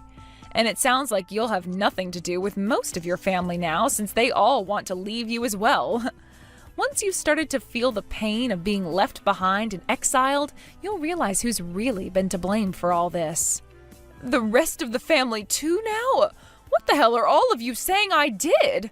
I was just taking the crap out of my son's back-talking wife for a little bit. Isn't it kind of cute for us to go back and forth like that? Even if you were picking on me little by little, at some point I wasn't going to be able to take it anymore, and this exact same thing would happen. From now on, it would be best that you really put some thought into what you do and say before you act, all right? Well, it's not like you'll be having to worry about upsetting your family anymore since they're all leaving you. So why even bother being careful now? Lucille, would you cut all of that out? Listen to what your damn mother-in-law has to say to you. Do as I say and come back here and talk to everyone about how this is a misunderstanding I had. And don't let Max think things like wanting to cut ties to me ever again. You also let me see your kid when they're born. These are all my demands. Your demands? Who the hell are you? I don't have to listen to a single word you say, so get lost. I'm out of here myself now. This means there's no point in messaging me anymore because I'm muting you now. Please let your husband know I'm still willing to talk with him, though. Now how about you go and lick some steak sauce or something, you old frickin' hag? Because of what my mother-in-law Irene did this time on with everyone around, the whole family was in disbelief. And from now on, she'll no longer be invited to any more of the family gatherings. Max's aunts and uncles all cut ties to her, as did her nieces and nephews, who all told her before the end of the holiday that she needed to get a life outside of picking on pregnant women. By the way, her husband told her that he'd be moving out and living in a separate place from her, and Max cut ties to her as well. Who knows what Irene will really be able to do next, now that she's been completely pushed away by everyone. A little while after all of that happened, I gave birth to a happy and healthy baby girl, and her name is Lexi. Max and I both took some time off work to stay home with the baby and relax as much as two brand new parents could. And of course, like I'd been saying to Irene earlier, she'll never be allowed to see my baby. Anyone can see why something like that would be happening now, after all the hell she put me through mentally. Max would later talk with his dad about things like the company's future, and they came to the agreement that his dad would give him the company and would retire. So Max went and quit his job that he had at the time and started to make preparations for everything. Max later went back to his dad's house with him and started to work for him in an attempt to get his company back on the road again before he took over. And along with that, he helped his dad kick Irene out of the house entirely, and who knows where she'll be going now. She's far too old to be doing much about herself, so who's to say she's going to make it far in her older age now anyway? His dad will be selling that house soon and will be using all the money he gets to move away once he's given the company to Max, who will go live closer to his brothers. As for myself, I think I'll start going back to work in another couple of months here, and during that time, Max should be able to be back working from home as a CEO. I'm not sure if that's all going to work out for us just yet, since it depends on what Max and his dad can do for that company right now, but I have a lot of faith in them and look forward to things working out like everyone has planned. Hey, loser! I've invited everyone in the office to my wedding, but I just want to make this clear. That invitation doesn't include you. You're not permitted to set one foot in the venue on my wedding day. Got that? Hey, Aaron. Congratulations on your engagement. I heard about the invitation. What do you mean I'm not invited? I thought that everyone in the office was welcome. Yeah, I've invited everyone else, but not you. You're a useless piece of crap, and I don't want you there. You're just going to take up space and waste my money. So, I guess that this is your usual tactic of trying to ostracize me and separate me from the rest of the guys. You may think it's funny, but it's actually really unpleasant. So would you cut it out already? Plus, you're the only one that thinks that I'm useless. Everyone else thinks that I'm a great help, and I think that I have good dynamics with everyone except for you. That's because everyone else is too easy on you. They're all just getting on with their own jobs. But as section chief, my job is to make sure that everyone is doing their job correctly. I'm not going to be as easy on you as everyone else is. Don't expect me to be the nice guy just because you're new. Then why don't you tell me why you think I'm so useless? I think that would be more productive than just name-calling and giving me the silent treatment. I've been at this company for a year, but I'm already doing as much work as the people around me who have been working here for years. Why do you hate me that much? It's obvious you've got something personal against me. So what is it? Well, first of all, you're 35, aren't you? Yeah, I am. There's only 1 year's difference between us. But you only just entered the company a year ago. I didn't know what you were doing up until now, and I don't give a crap, but it's obvious that you're a late bloomer. Look at me. I'm already a section chief. I think that just goes to show how useless you are. Everyone's different, Aaron. We make different decisions, and we choose different paths. That doesn't make you better than me. I have my own reasons for choosing to work here. Don't you think that it's a little too excessive to call me useless because of that? Let me give you another reason why I'm better than you. After I get married, I'm going to resign to go work in a different company. Oh, really? My fiance's family owns a major business. I think that if I go and get a job there after we're married, I'll get the chance to take over the company when her dad's gone. I'm going to be the CEO of a major company one day. What are you going to be doing when I'm sitting in the top chair? Getting coffee for the new section chief? Ha! I'm just that much better than you. But that's only going to happen if the bride and her family accept and want you as their next CEO, right? What are you trying to say? That I'm not good enough? I didn't say anything about your abilities. I just have a feeling that you've just imagined the most convenient outcome for yourself without even thinking about the other possibilities, or about the feelings of the other people involved.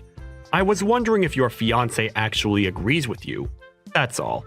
What would you know? You don't know how rich people think. You're already 35, and you've only recently gotten a full-time job. You wouldn't understand anything about the world I'm going to marry into. Of course I don't know how your fiancé feels. I didn't mean to act as though I did. I'm very sorry. I'm sure you'll be very happy together.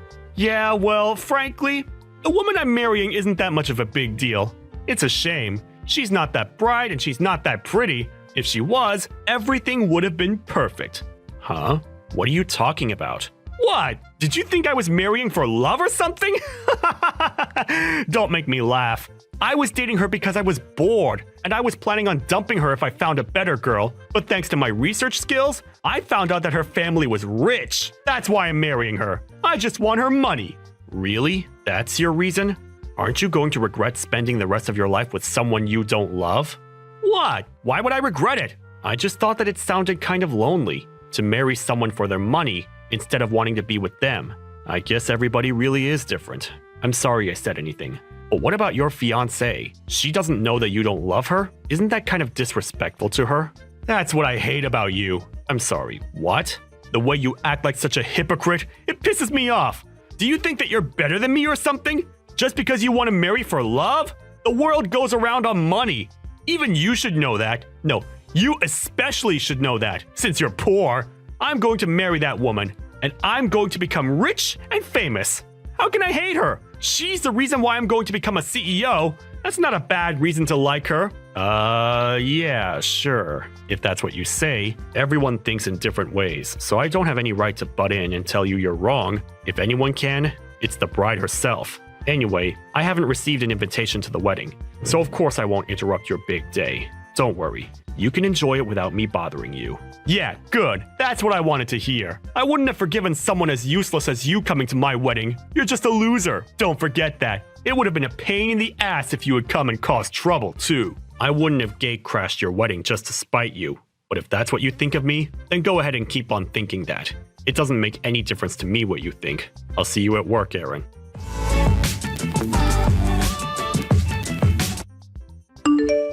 Michelle? What is this? What's what? I got an invitation to your wedding, but... Huh? Of course you did, silly. You're coming, right? There's no way you're missing out on my special day. What's wrong? Can't you come? I'm talking about the guy you're going to marry. I wasn't there when your fiancé came to introduce himself to mom and dad, but I think this guy is my manager at work. Seriously? You know him? That's great. That way you don't have to worry about what kind of guy he is. Oh, or maybe he just has the same name? No, I don't think so. He's due to get married on the same day that's written on your invitation. I think that's too much to be called a coincidence.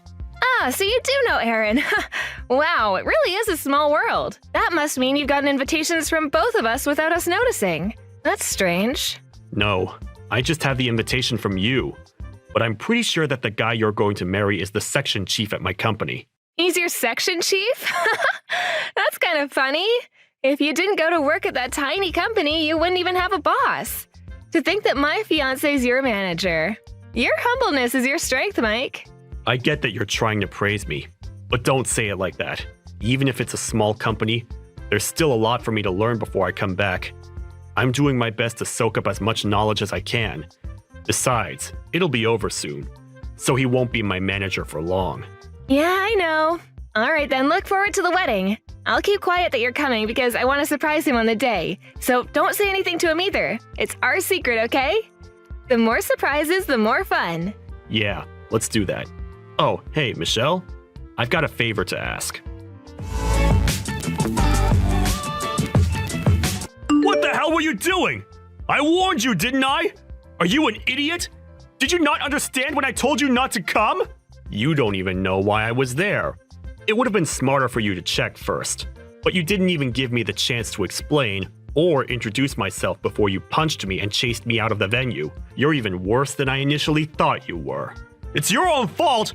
I warned you and you disobeyed me! I just punished you for not listening to me, that's all. This is my wedding day. Don't ruin it by turning up, you loser! Get out of here! Are you really sure you want me to leave? That's what I've been saying.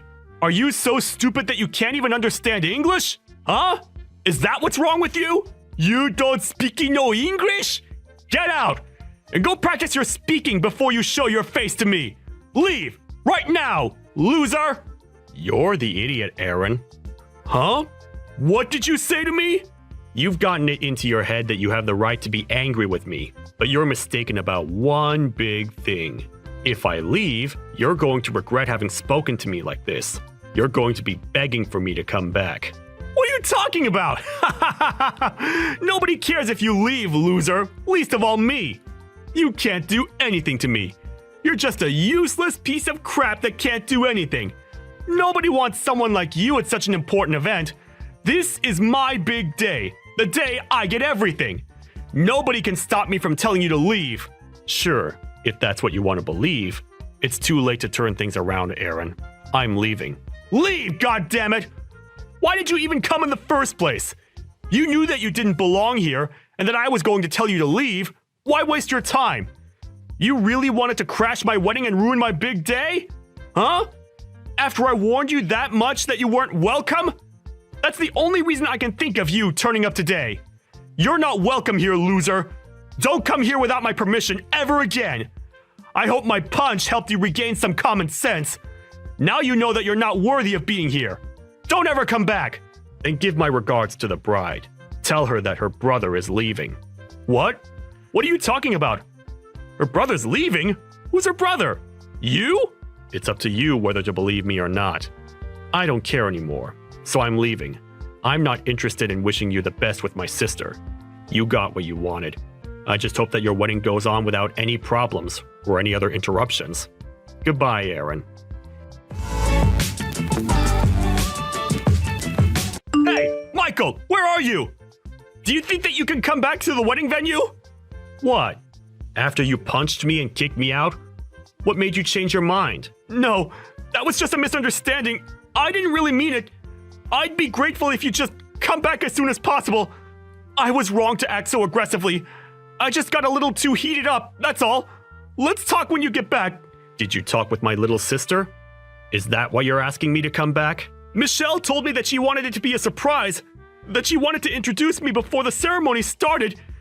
I didn't realize that she was up to something like that. It was wrong of me to chase you away. She was pretty shocked when she realized you were gone. Anyway, you're family. So I hope you'd come back to the wedding venue so that we can continue the ceremony. Everyone's waiting for you. So can you come back as soon as possible? It's too late for that. I asked you if you were sure that you wanted me to leave, and you told me to get out. I don't know what my sister told you, but I have an idea that she said something that made you realize what a mistake it was to kick me out. I warned you, didn't I? That you would regret it? And now you're panicking. What do you mean it's too late? I'm asking nicely here.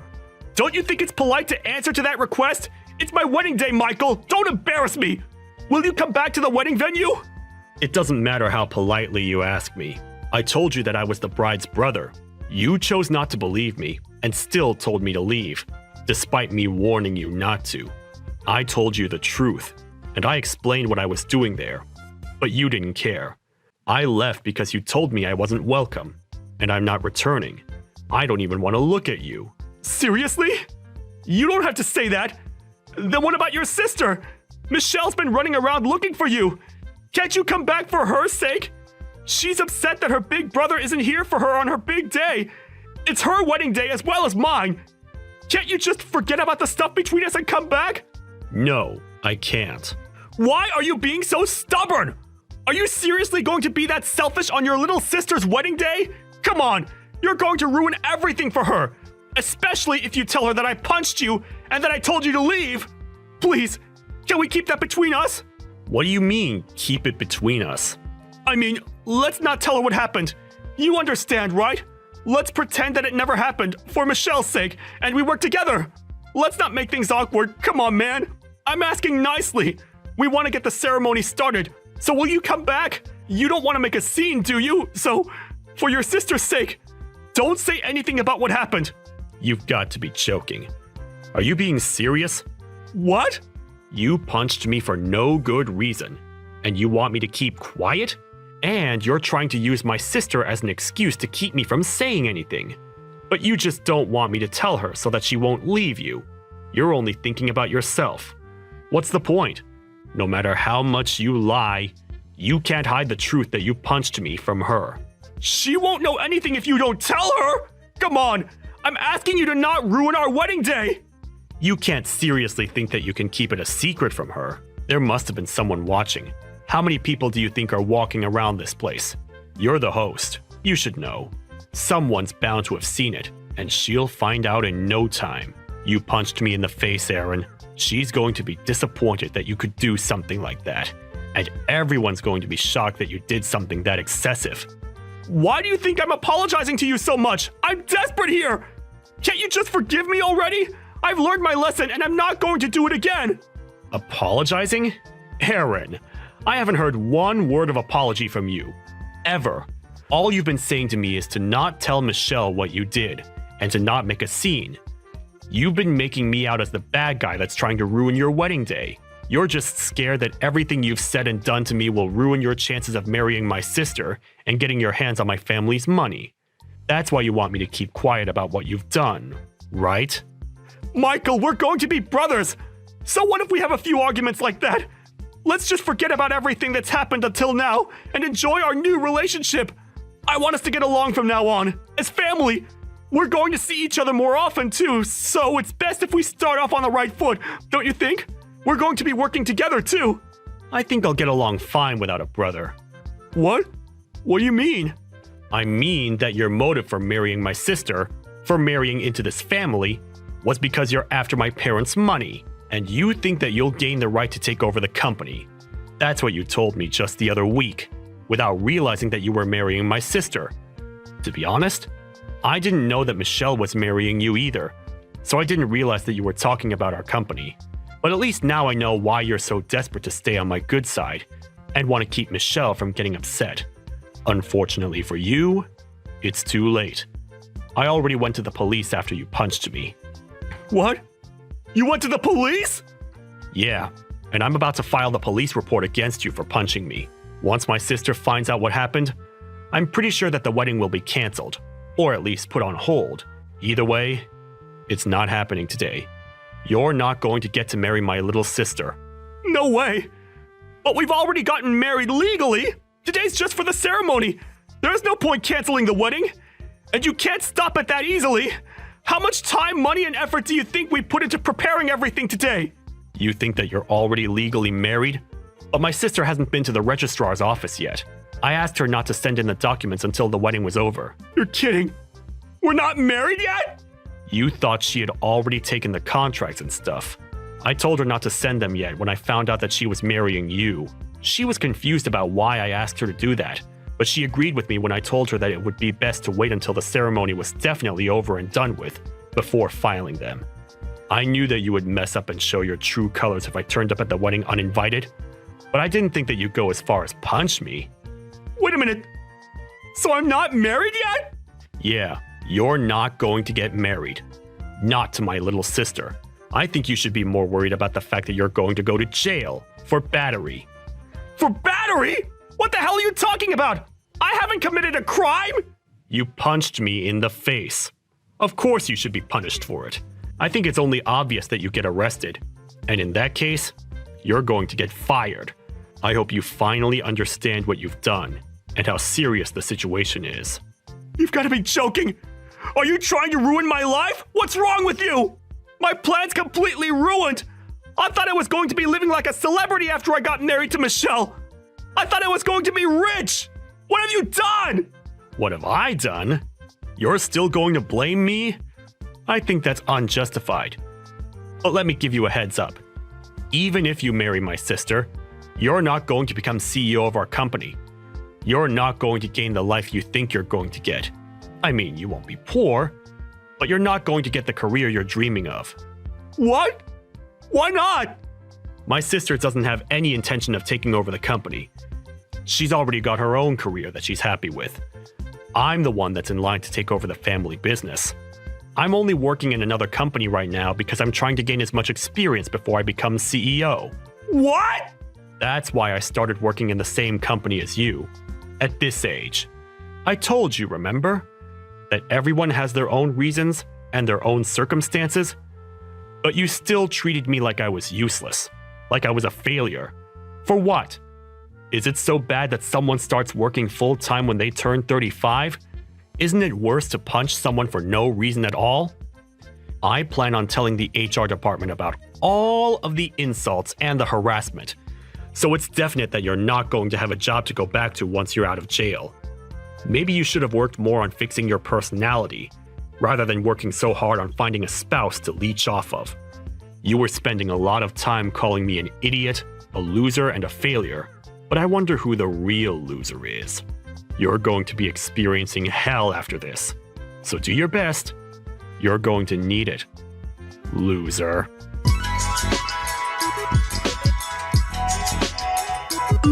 In the end, Michael's sister Michelle found out about what happened between Michael and Aaron at the wedding venue, and she was absolutely speechless. She had no idea that Aaron was capable of doing something so violent and canceled the wedding immediately. Michael filed the report to the police, and soon after, Aaron was arrested by the police and taken away to the local station for questioning. Apparently, he received notification from his employers that he was out of a job as soon as he was convicted. Michelle was relieved that she managed to avoid marrying a man that didn't love or respect her, and that she had gotten rid of him thanks to Michael. Aaron had never expected his plans to go wrong, and had been looking forward to the job and the money he thought he would be getting. So he really did feel like he was in hell after he was arrested. Now he's out of prison, he's not only got to start from step one to get another job, but he's got to regain the trust of the people around him. Maybe if he had more empathy for people from different walks of life, he would have had less trouble gaining sympathy from others when he needed it the most. But he really only has himself to blame for everything that's happened to him.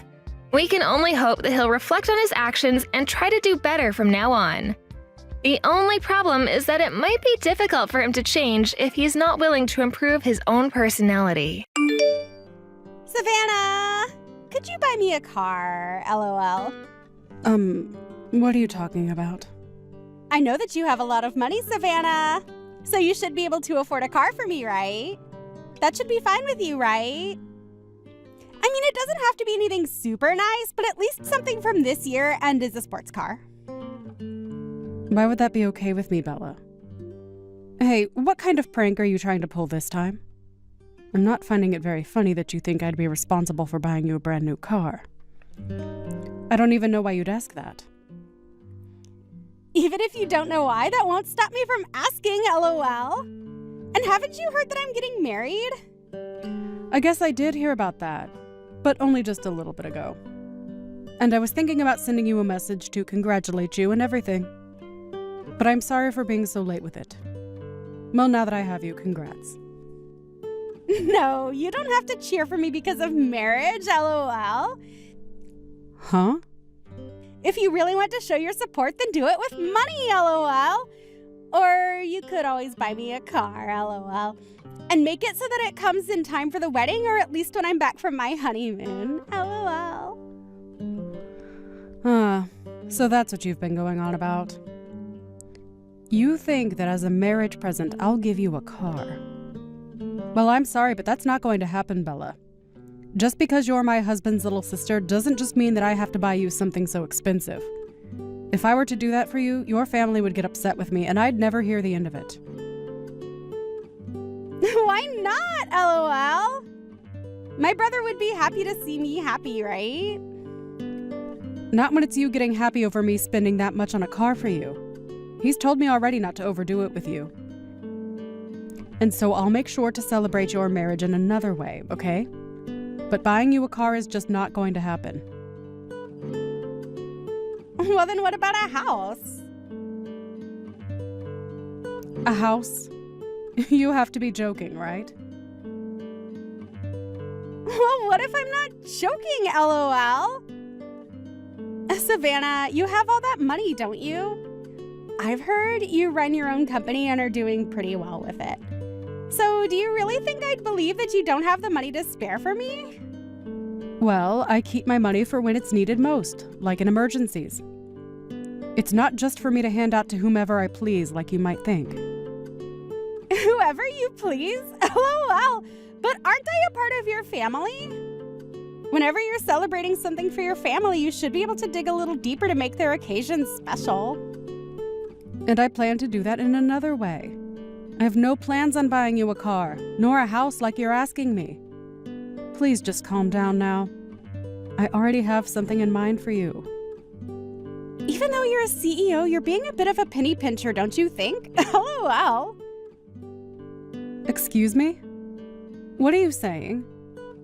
I don't think right now's the time for you to speak to me in such a rude manner. I'm aware that I'm your family and all, but aren't you aware that you still have to be kind to those that you talk to? So please stop it with that poor-mannered attitude.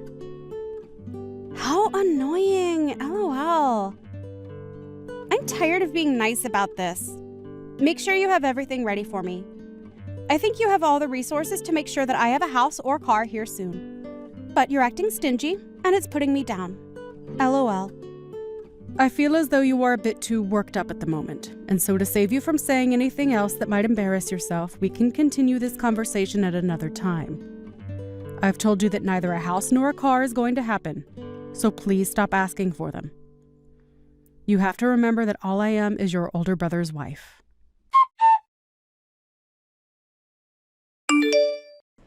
I heard everything from Walter. Thank you for doing that, Bella. No worries. Although she did end up calling me stingy and a penny pincher before this. Huh? She called you penny pincher? What are you talking about? It doesn't matter. There's something between her and I.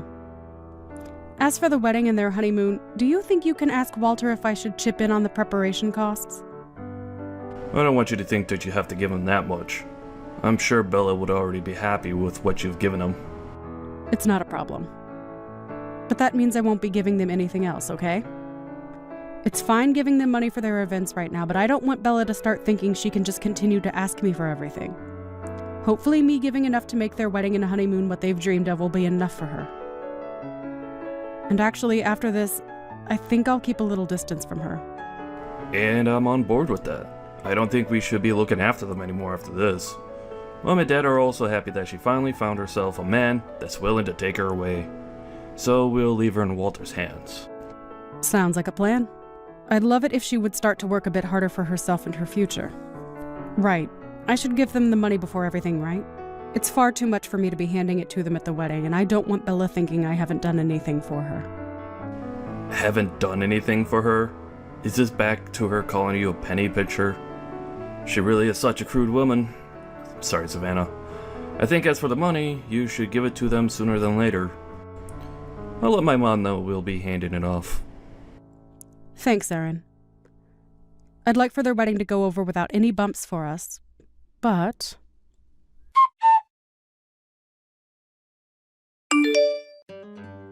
I got that money. My mom ended up handing it to me. So you have it now? Thank goodness. I wanted to hand it to you myself, but I have work today.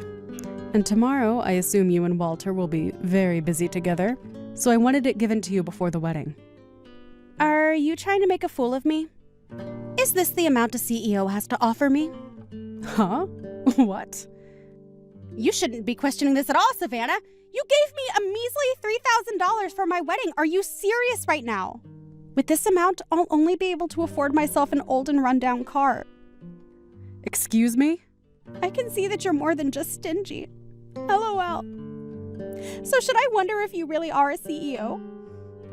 If you really were one, you should have thought this through a lot better. LOL.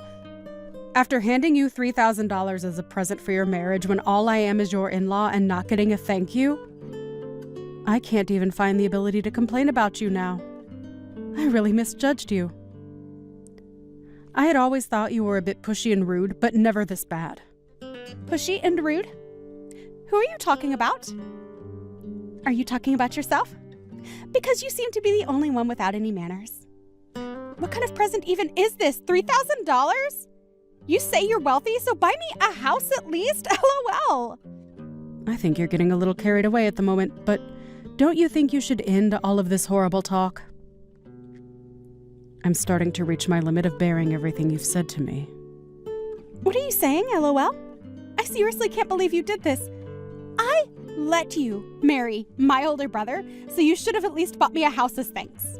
I wonder why I ever let you have him, LOL. Actually, I wonder even more about why he ever chose you, LOL. Perhaps it's because he wants your money too, LOL. Well, he's going to be disappointed to see you don't have any to share, LOL. He wants my money? Well, there'd be no other reason to marry someone like you, right? LOL. You're a penny pincher, and now you have to deal with my moneyless brother living with you. Why doesn't he just divorce you if you're not going to let us have your money? LOL. Then he can find someone who's actually willing to treat us right. Are you not aware of all the things you were saying right now? Well, I'm sorry, but these are all facts, LOL. Savannah, do you not notice how much of a stinge you really are? You go around saying you have all this money, yet you only hand me $3,000 for my wedding. LOL. If you just bought me a house, I would say thanks and all that, but I can't now. Well, I have no choice but to let loose on you. Huh? I've had enough of you. I think I'm going to cut ties with you now. And before you begin to ask me to proceed with my decision, would you think about what all you're about to lose right now? What? What am I going to lose? LOL. And actually, why are you getting so upset? If you're getting upset over something you did to yourself, then you're more like an animal than a penny pincher. LOL. Could an animal really be a CEO? LOL. I'm telling you that after all the damage you've caused to my pride, there's no reason for me to stick around with you since you have nothing positive to say to me. So with that, I'm no longer here for you. Since when have you been here for me? LOL. You haven't been doing anything for me for the longest time. LOL. Well, then all the money I've been giving to support you with is going to run dry. Huh? I want to know what money you're talking about. I'll also stop giving you your monthly allowance. And I had planned to help pay the bill for your wedding and your honeymoon. But I'm going to stop trying now. Huh? What? Huh? What are you talking about, Savannah? I really cannot follow what you're saying right now. Every month, the money that you thought was coming from your parents has been coming from me. Huh? Both your mom and your dad don't have enough to hand to you anymore. So I chose to hand you money for them. But since I'm going to cut ties with you soon, you'll no longer be getting anything. And with that, I hope you can make it on your own. Hold on a sec, LOL. What have you been talking about? I seriously don't get anything you just said to me, but you do know that I'm your husband's little sister, don't you? There's no way he'll let you cut ties with me, LOL. Just because I made you look and feel like an idiot, you're going to start threatening me with things you can't even do? I've already talked with my husband about this, and he's decided to cut ties with you as well. What? We're making sure you don't get any more money from us. As for your wedding, it'd be great if it turns out okay today. But I have spoken with your fiancé, Walter, as well, and he understands that you'll no longer get anything from me. What is going on? Did you think that your fiancé wouldn't find out about all of this? I was the one that told him I'd help pay for you. Well, I heard something like that from him before, but I just assumed that Aaron was putting anything he had in his savings into the wedding. I'm sure that's what you thought since you never listened to what others say, but you said it yourself that your brother doesn't have much, right? I'm the one that supports us both for the most part, and so I'd be the one handing you guys the money. I've been the one supporting you this whole time, and I was planning to stop once you were married to Walter. But now I'm just over it. Can you please tell me exactly what's going on here? But that's okay, right? You're getting married, so you'll have your husband to take care of you from now on. That's fine with me because I don't want to be around some selfish and rude child that complains about everything. Understand that after this, I want you out of my life, so don't talk to me again. Wait, this is screwed up. I just heard from Walter that the wedding is being canceled. Wow, that was quick. I guess he really does pick up on things faster than most. He just told me that if it's only him paying for the wedding, he can't do it. What does he mean? Savannah, do you know anything about this? Well, with how much you asked for with this wedding, it makes sense that he can't pay for it all himself. I mean, he doesn't have a job himself. What? Your parents and Aaron wanted you to get married, but they knew that your fiancé had no job. So their hopes were lost thinking that things wouldn't work out. That's why I stepped in to help pay for you guys' wedding and everything. I don't get any of this. What do you mean Walter is jobless? He's been working a job for a while now. He's going to be working a job here soon, but we had made an agreement that he'd come to work for me and my company. LOL. Huh? So you guys had all planned on hiding the fact that he was jobless for me just so that I'd marry him? All because Mom and Dad want me to be married to him. That's right.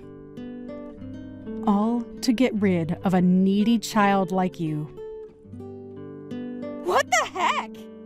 You wanted to have a big wedding and had been hoping for a fantastic honeymoon after. So I thought that I'd be okay paying for all of that for you guys. And so the plan was for me to help pay for all of that so your dreams could come true. But now you've pushed me too far. I'm not going to pay a single dollar towards you two. If you really want to still do any of those things, go and pay for it yourselves. Good luck making all of that money soon, though, okay? LOL. What are you talking about? I never knew any of that before. Now that I understand a bit better, I feel bad.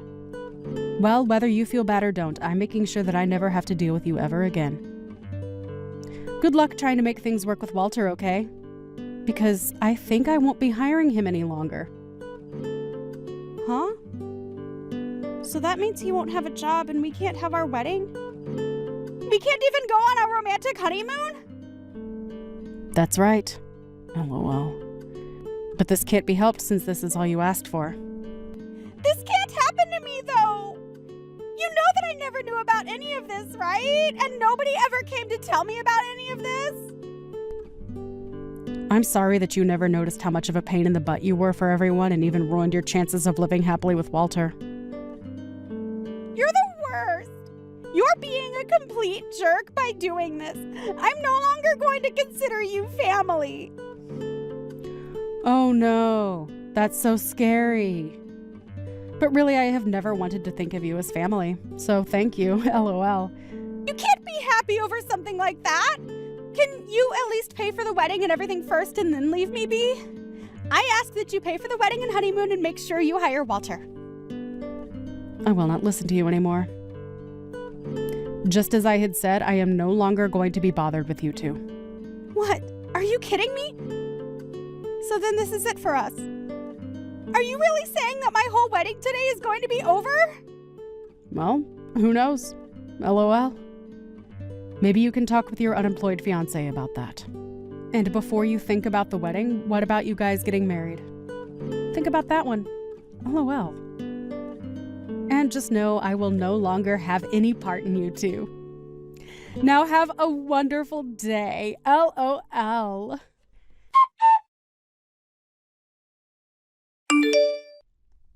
And just like that, when Walter heard that I'd no longer be hiring him, he went into a frenzied rage and canceled everything that day. Along with that, he could no longer manage Bella's awful attitude and made it clear that he would no longer see her again. And as for my in-laws, they were also completely exhausted from Bella and threw her out of the house. Before, she had myself and her brother to rely on for not having a job of her own. But since she didn't seem to care about that, she chose her horrible demise. When it comes to parasitic people such as Bella, it's best to create some distance and let them wither away on their own. I'm sure that this was good for Walter as well, as he no longer had to be married to her.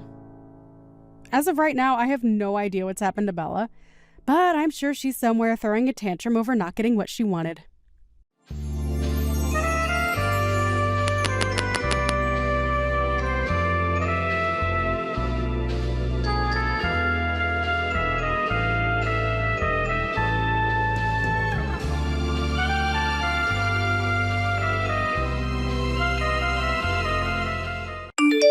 Hello, Sophia?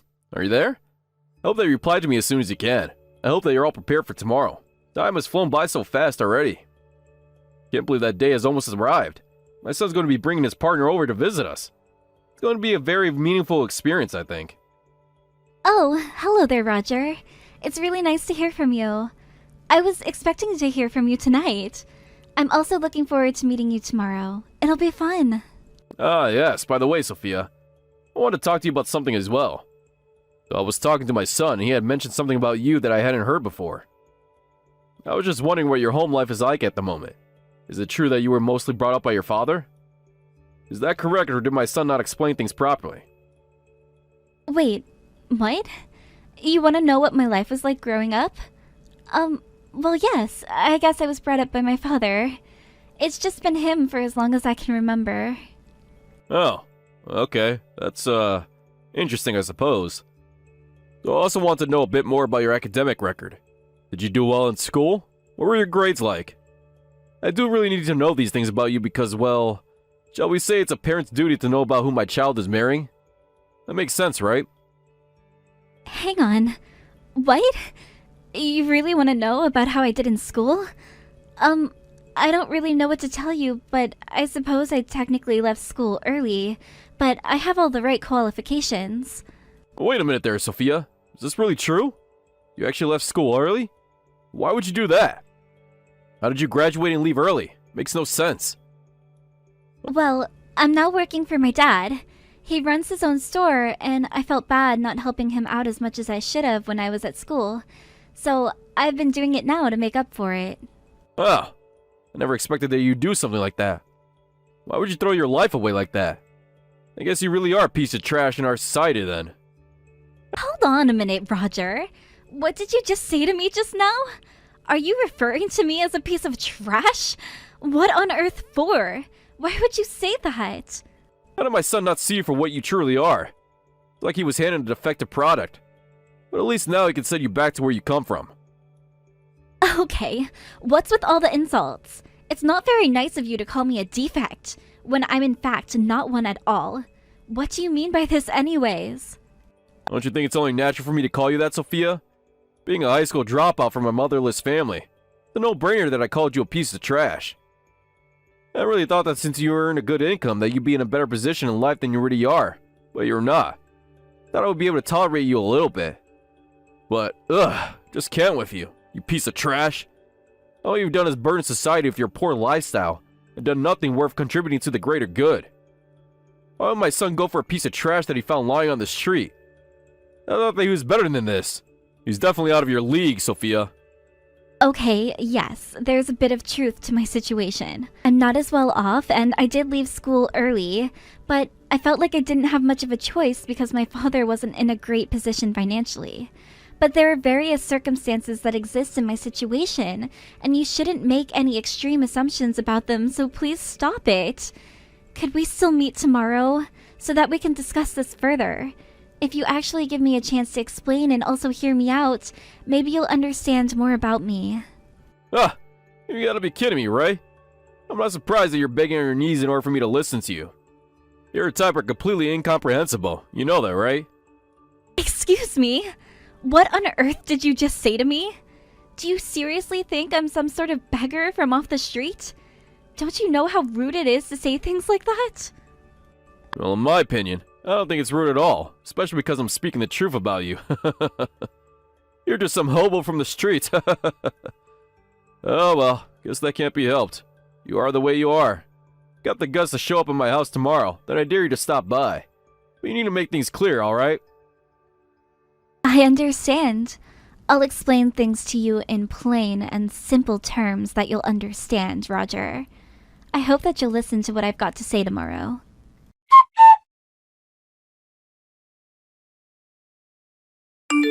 I can't believe what you're trying to do here. You understand what kind of position you put me in, Sophia? Look what you've done. You really think I'd actually approve a marriage between my son and some piece of trash who comes from a single-father family and dropped out of school? You made a huge mistake trying to flatter me and the rest of us elites.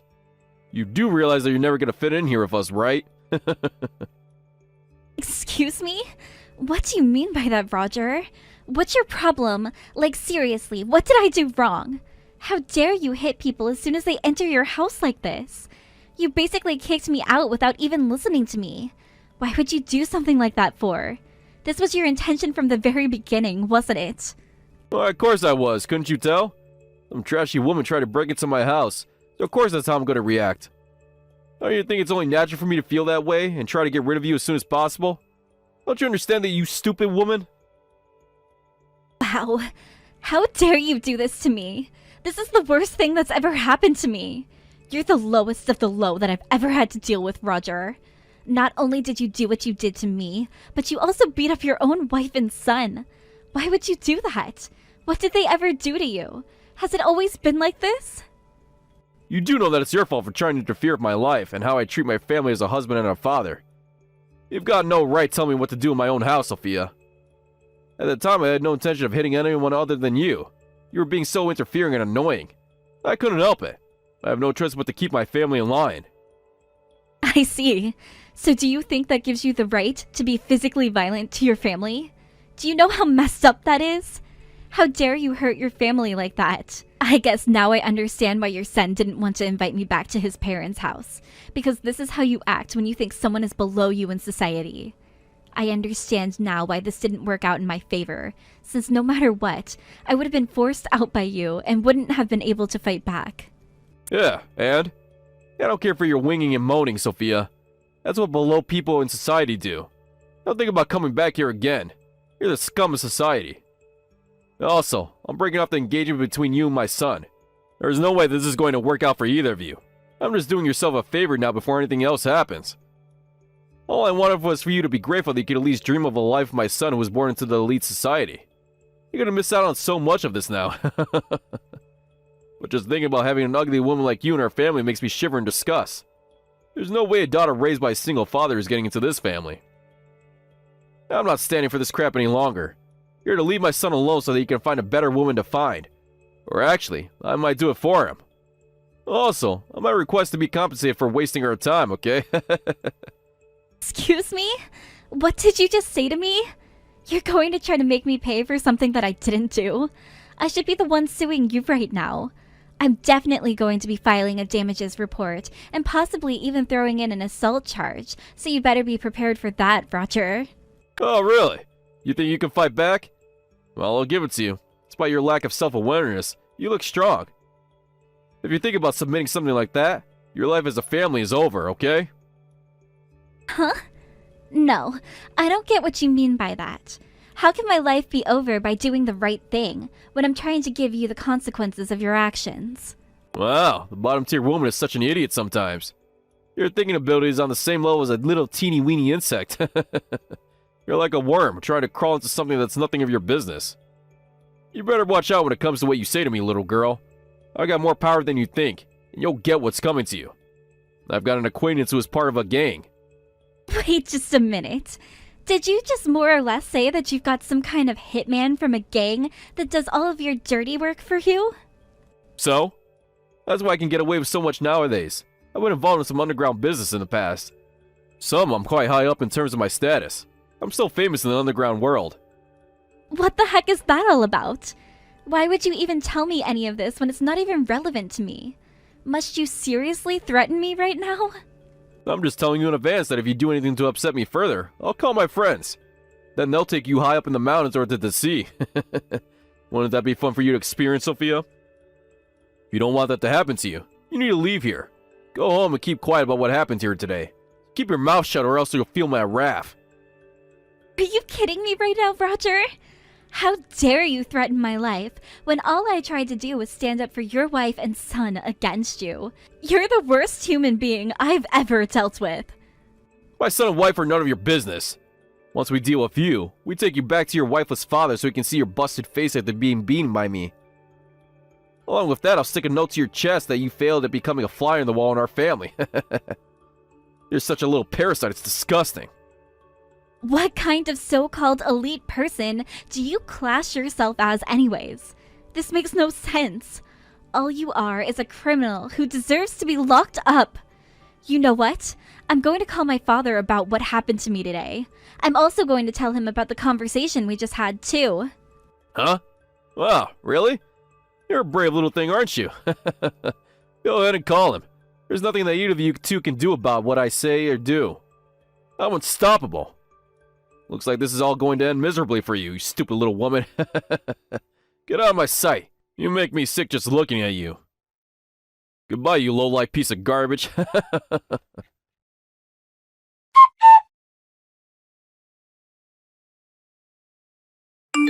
Sophia, please reply to me. I need to know what's going on right now. What the heck happened to you? Come out of your room and please talk to me.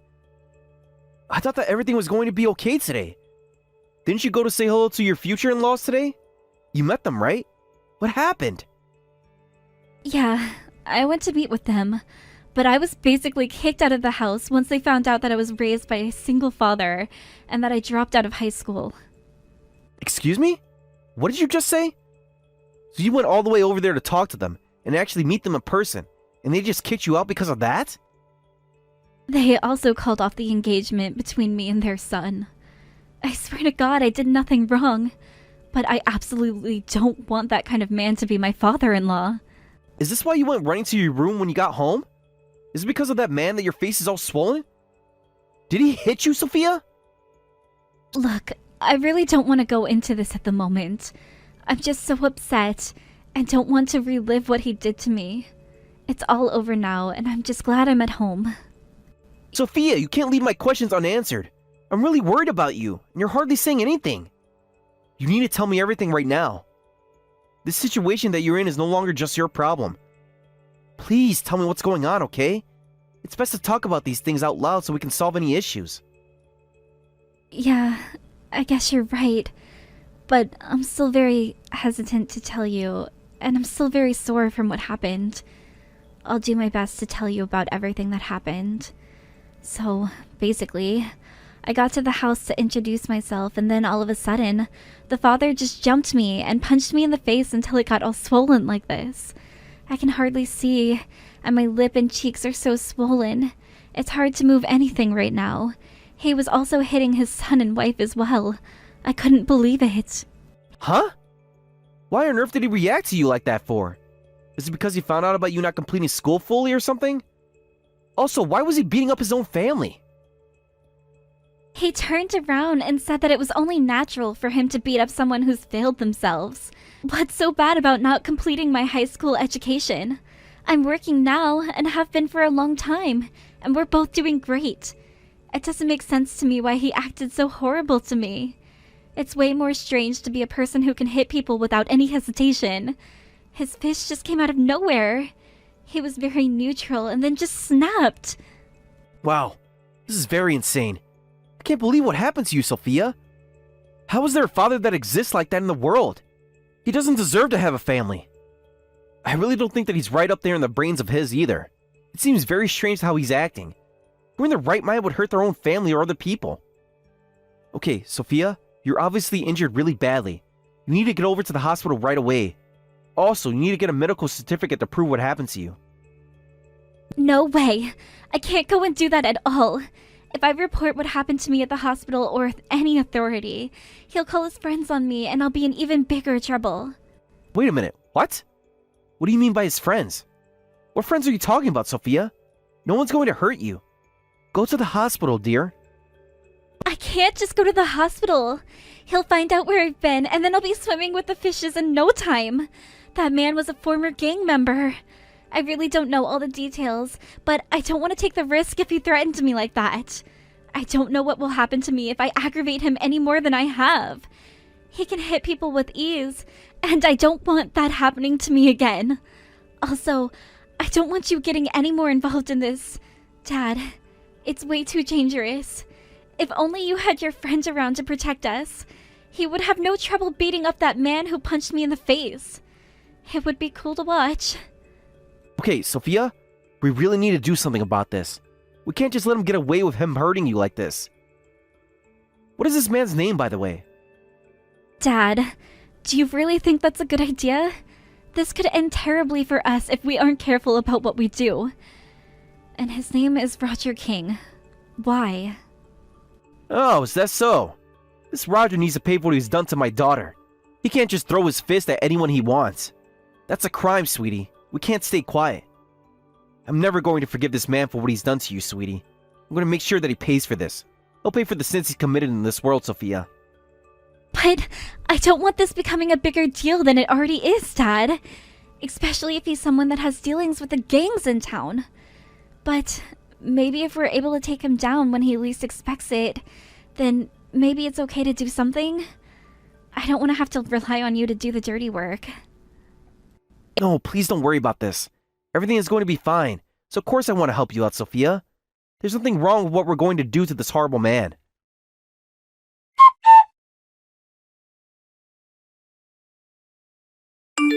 Hello there. I hope that this is Roger King's number. I wanted to message to tell you for inviting my daughter over to your house to meet you yesterday. Hello again. This is Sophia's father. My name's Scott Graham. I think it was about time for me to introduce myself to you even though I can't meet face to face. Wow, this is hilarious. You're the father and daughter who dropped out of high school? What a disappointment she is to your family society. What's up with you, huh? What's up with you messaging me? Do you want money or something? It's a shame your daughter didn't slime her way into my family. Okay. If that's the way you're going to put it, so be it. I'll just pretend I didn't hear that. Unfortunately for you, the money's the least of my concerns, and you should feel the same too. You do realize that I'm not as depressed, and my bank isn't as empty as other poor people that you pick on in this town, okay? I'm not looking for a quick buck, Roger. Huh? Really? I must be used to getting asked that question that you usually just mention at first. This is great for me. I don't have to donate to the poor. How useless of a parent are you if you can't even get your own daughter to complete her entire high school education, huh? She's a joke as a human being. It felt so nice to punch her ugly face in because it felt so satisfying to hit someone who's a failure to society. She's not just only ugly, though. Wow, okay. Coming on strong, I see. Well, two can play at that game, I suppose. So I suppose you don't have anything to apologize for. You don't think this is your fault? Did you really just let this happen? Don't you think anyone is going to do anything about this? I suppose your family didn't say anything about it. Well, of course not. My family backs everything I do for them, and they're very grateful for it. Thank you very much.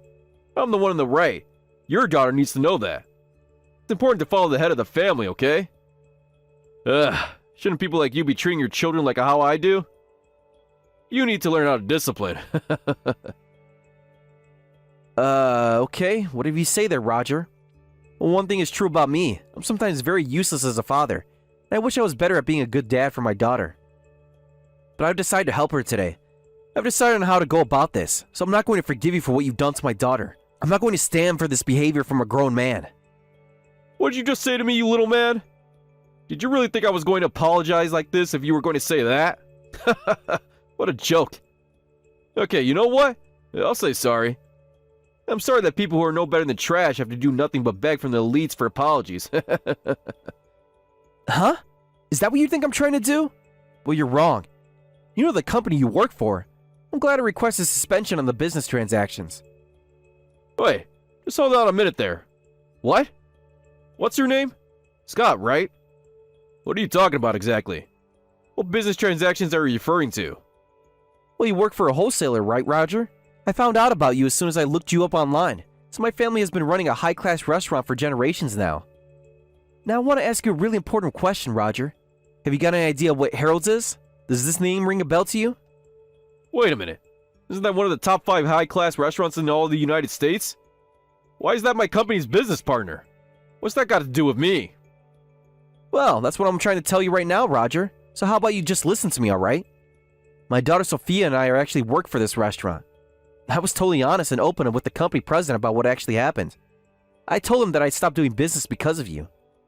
I was actually in total shock when I found out what happened to my daughter. I couldn't believe someone like you would do this to her when she's just an innocent woman. The heck are you talking about, you stupid man?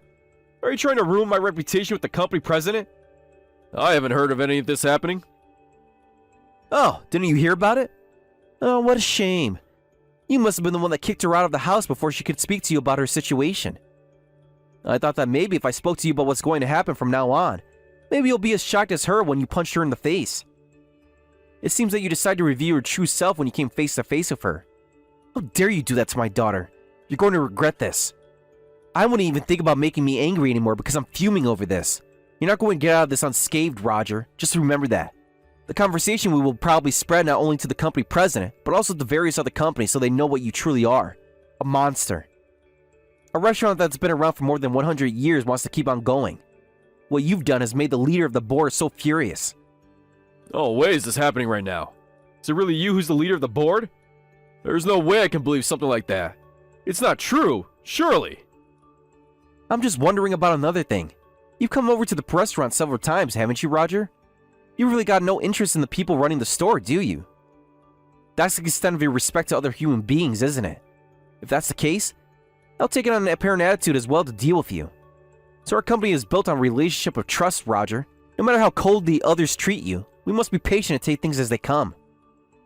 Wow, you really think you can scare me with this crap, Scott? You're delusional, I tell you. You do know I was planning to book the restaurant for a dinner with a customer the week after next, right? Well, how are we supposed to know what you wanted to do, Roger? If you don't have a reservation with us yet, we're going to not accept them from you at all. You and everyone else that works for you and your company are hereby banned from coming to this restaurant to do any business. Oh, just wait a minute. Can't just do that to me. Are you trying to invoke my entire company? Just because of one stupid prank I pulled on your little daughter? Of course I am. There's a major trust issue between what you do and what we want to do as a business. Maybe you'll be hearing from the company president soon about it. Please, just wait for them to contact you so that this process is easier on both of us, alright? Please take your time and have a nice conversation.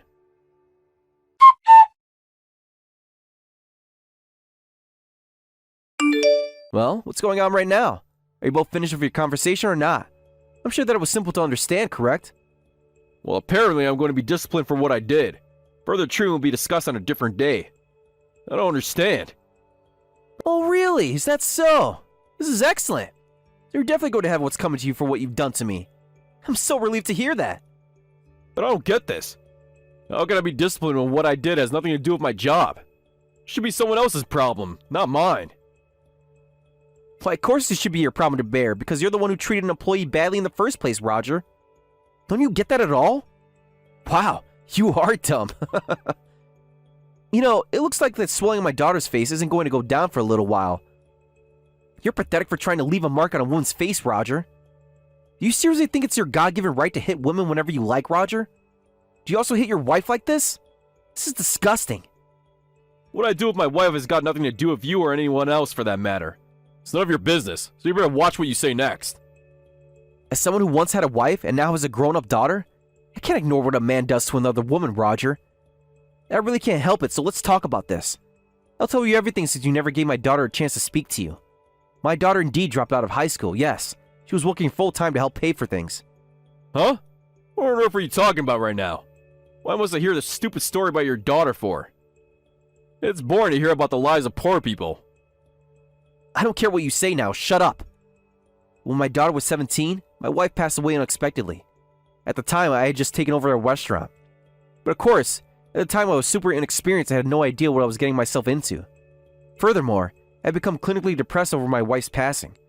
In order to support me, Sophia quit her job at the supermarket and helped run the restaurant with me. She continues to work there to this very day. She's a great kid. Okay, I get what you're trying to do here. Just let me know how much you want and I'll give it to you. Just tell me what to do and I'll do it and make it up to you. It's too little too late to say or even do anything now, Roger. I became a chef because I wanted to live a normal life with my wife, but of course all of that changed.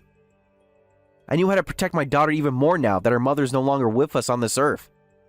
If there was someone who was going to hurt her, I should do my best to deal with the situation. Huh? What do you mean deal with the situation? You need to speak clear about what you want right now. I can make it up somehow. I swear, I've got a lot of power. Huh? You? Have power? Really? After this, I don't think you will anymore, Roger. But you were in the underground business, weren't you? You deal with gangs, don't you? Wait, what on earth are you talking about right now, Scott? Just let me pay you for your daughter's medical bills or something, and we can forget this ever happened, alright? I know that you used to be part of the gang. I heard that made you a pretty famous person. Doesn't mean you were part of the lowest of the low in society. You're acting like you're all high and mighty when you aren't, right? You don't really know about how to act elite, do you, Roger? You're a complete fraud. Well, that's absolutely not true. How dare you say something like that to me? I've got a lot of power and I'm elite. I swear. I'm not part of that world anymore. I was kidding. Well, I did a bit of research on you, Roger. You're very good at lying, aren't you? The only information I've got about you in the underground world is that you try to steal the show. All that you ever did was sold dirty books to the gangs, and that's really it. You think you've got power over people, but you don't. You're fake, and you messed with the wrong people. How dare you call me fake? You're gonna regret calling me that, Scott. You better watch your back. I'll call all my friends, and you'll be nothing but bones when they're finished with you. Don't you dare threaten me and my family. You're finished, Roger King. There's nothing that you can do about it. You're going to pay for what you did to my daughter. You're going to have to prepare for my wrath. Don't even think you can get out of this one with your gang buddies. They're not here to help you anymore. You're not to come anywhere near me or my daughter ever again. You're going to pay for your violent ways. I hope in some way you get what's coming to you.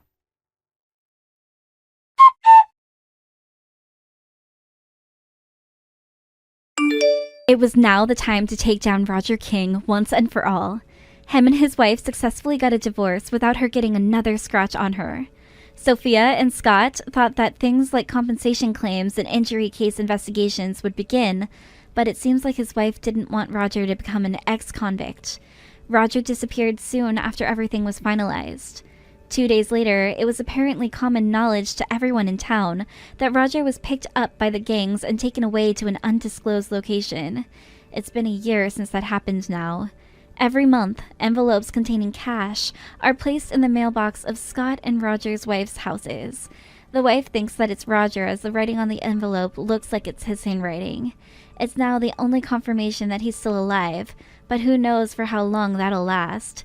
It would have been fine if the police had taken care of everything from the beginning. The best thing to do is not get involved in the underground world. Scott was respected more by his daughter Sophia after he dealt with the situation, and they continue life as a close, loving family.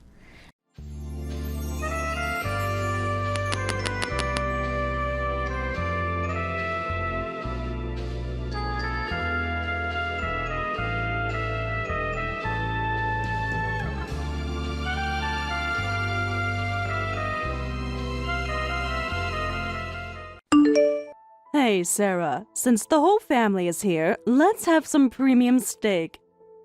Oh, but none for the low-class duo. You're not really a part of our family anyway. You can't be serious about this. We drove 3 hours to be here for this family gathering. Distance doesn't make you family. Real family understands proper etiquette. Really? You're doing this again? We're hurt by this. Your granddaughter is crying. She needs to learn her place early. Better now than later. She's 13, Karen. This is a family gathering, not some exclusive country club. I'm the one who should be crying. My elite son got trapped by someone like you. Is that what you really think happened? Tom and I met at university. We dated for 3 years before marriage. Yes, while you were working that pathetic part-time job at the library. Probably planned it all from the start. I was a graduate teaching assistant, working my way through my master's degree. Oh, please. You think having a degree makes you worthy? Then why did you approve of the marriage? A bit late to be saying all this now. I thought you might have some hidden quality. Some redeeming features. But clearly I was wrong. I couldn't see your true nature back then. To think you were from such a low-class background. This is ridiculous. Tom is such an idiot. Getting seduced by someone like you. We fell in love naturally. You attended our wedding. You even gave a speech about welcoming me to the family. That was before I knew everything. Before I found out about your mother's job. My mother is a high school teacher. She's educated generations of students. What's wrong with that? A teacher, please. Barely a step above being a street sweeper. If he's happy, isn't that what matters? Tom loves his job as a professor, just like my mother loves teaching. That's such a low-class thing to say. You need to understand that our family lineage is elite. We're chosen ones, with only distinguished people in our ancestry. What exactly makes someone distinguished in your eyes? Money? Title? Everything. Breeding, education, connections. Things you clearly know nothing about. Only distinguished people? That's quite a claim. Don't you dare question our heritage. Your family probably can't even trace back 3 generations. Actually, we can trace our family back to the 1700s. My grandfather was a historian. Our prestigious lineage is being ruined by someone whose ancestors were probably all thieves. My late husband must be crying in heaven. We were never thieves. Well, maybe 1 or 2 in the distant past. Every family has its stories. Don't you dare compare your family to ours. Even one is enough to ruin everything. That's when a family line becomes worthless. That's quite a bold statement. Should we judge everyone by their ancestors' actions? Of course we should. Blood tells all. Look at how you behave, proving my point exactly. How am I proving your point? By attending a family gathering? By trying to maintain peace? By arguing with your betters. By not knowing your place. And what exactly is my place? As your son's wife? As Emily's mother? It's like a rotten apple. That's just how society works. Low-class people like you wouldn't understand the taste of premium steak anyway. So why don't you beg for some side dishes? Make sure to bow properly when you ask. This is getting ridiculous. Emily and I didn't come here to be humiliated. Yet here you are, humiliating yourself, just by existing. We would never do that. Emily and I have protein supplements. We'll just have those. We came prepared knowing how you can be. Prepared? How insulting! Bringing your own food to my gathering? How dare you! Given our history, it seemed prudent. This isn't the first time you've tried to exclude us. What's the point of low-class people taking supplements? Trying to appear sophisticated? It's laughable. To stay healthy, obviously. Something everyone should care about. Health advice from someone like you? Next, you'll be giving me financial advice. I'm a certified financial advisor, actually. But you knew that. Whatever. Just keep your cheap supplements and cheaper advice. We'll eat somewhere else less conspicuous. Away from your judgmental stares. Good. Don't come back. You don't belong at this family gathering. You must realize that yourself. Take your protein powders and go. Yes, there certainly seems to be someone who doesn't belong here. We'll take our leave for now. Emily doesn't need to witness this. Oh, trying to play the good mother now? I'll make up some excuse for Tom. Just take that weird vehicle of yours and go. Weird vehicle? That's my compact car. What's your problem with it? You call that economical disaster a car? Where's your driver? Don't tell me you actually drive yourself. Of course I drive myself, like most normal people do. Oh my. First time seeing one in person. What a pathetic vehicle. Must be embarrassing. You've never seen a compact car in person? How is that even possible? Do you never leave your mansion? Someone like you couldn't possibly imagine my lifestyle. Don't even try to understand it. Now get on that tricycle or whatever and leave. It has 4 wheels, actually, and excellent gas mileage. Unlike your gas-guzzling luxury car. How dare you criticize my car? At least mine doesn't look like a toy.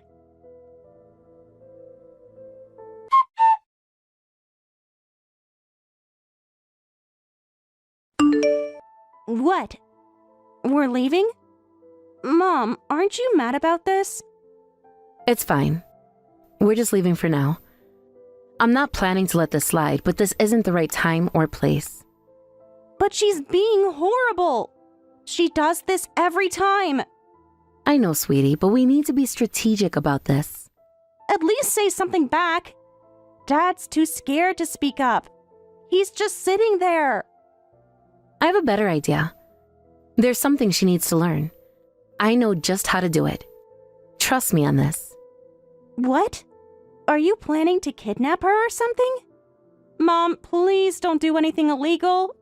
Your face has that look. What kind of person do you think I am? I would never commit a crime. Violence is shameful above all else.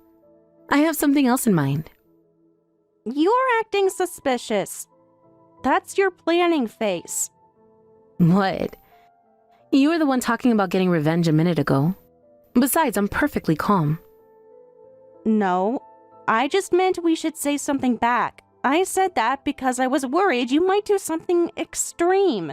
You get that look sometimes. Listen here, you might think I'm like an unleashed dog, but I'm much more mature than you. I have a plan. A legal one. True, but I don't want you doing anything crazy. We should just tell Dad what happened. Oh, we will. But there's more to this than just today. Much more. Mom, you're starting to scare me. That smile isn't helping. Don't worry, everything will be fine. We just need to make a few phone calls. Why do I feel like this is going to get complicated? Can't we just go home? Sometimes, Emily, you have to stand up for yourself. Your grandmother needs to learn a lesson. A permanent one. Now you really sound like a villain. Please don't make this worse. Trust your mother. I know exactly what I'm doing. And it's all going to be perfectly legal. I'm going to do something a bit wild, and you're going to help me. It's time we dealt with this properly. No, I'm not helping with revenge. I saw that look in your eye back there. This isn't revenge, it's justice. There's a difference. Mom, you're starting to sound like a supervillain. What exactly are you planning? Remember how your father mentioned those old family records? The ones Karen is so proud of? Yeah, the ones she keeps bragging about. What about them? Well, I've been doing some research and I found some interesting things. Mom, no. Whatever you're thinking, no. Just hear me out. Your grandmother isn't as distinguished as she claims. Can't we just let this go? Let's talk this out today and settle things properly. 15 years, Emily. 15 years I've tried to talk things out. She called me low class at my own wedding. I remember. But still. She made you eat in the kitchen at Christmas. Called you a mixed breed child. That was years ago. I'm over it. Are you really? Because I'm not. No mother should watch her child be treated that way. What about Dad? Have you told him about today? Your father knows who his mother is. He just lacks the courage to stand up to her. Maybe he has his reasons. Maybe we should respect that. His reason is fear. Pure and simple. She's controlled him with money his whole life. What do you mean? I thought Dad was successful. He is, but there's something you don't know. About the monthly payments. What monthly payments? Are we paying Grandma? Yes, a significant amount. She demanded it after your grandfather passed. But why? She lives in that huge house.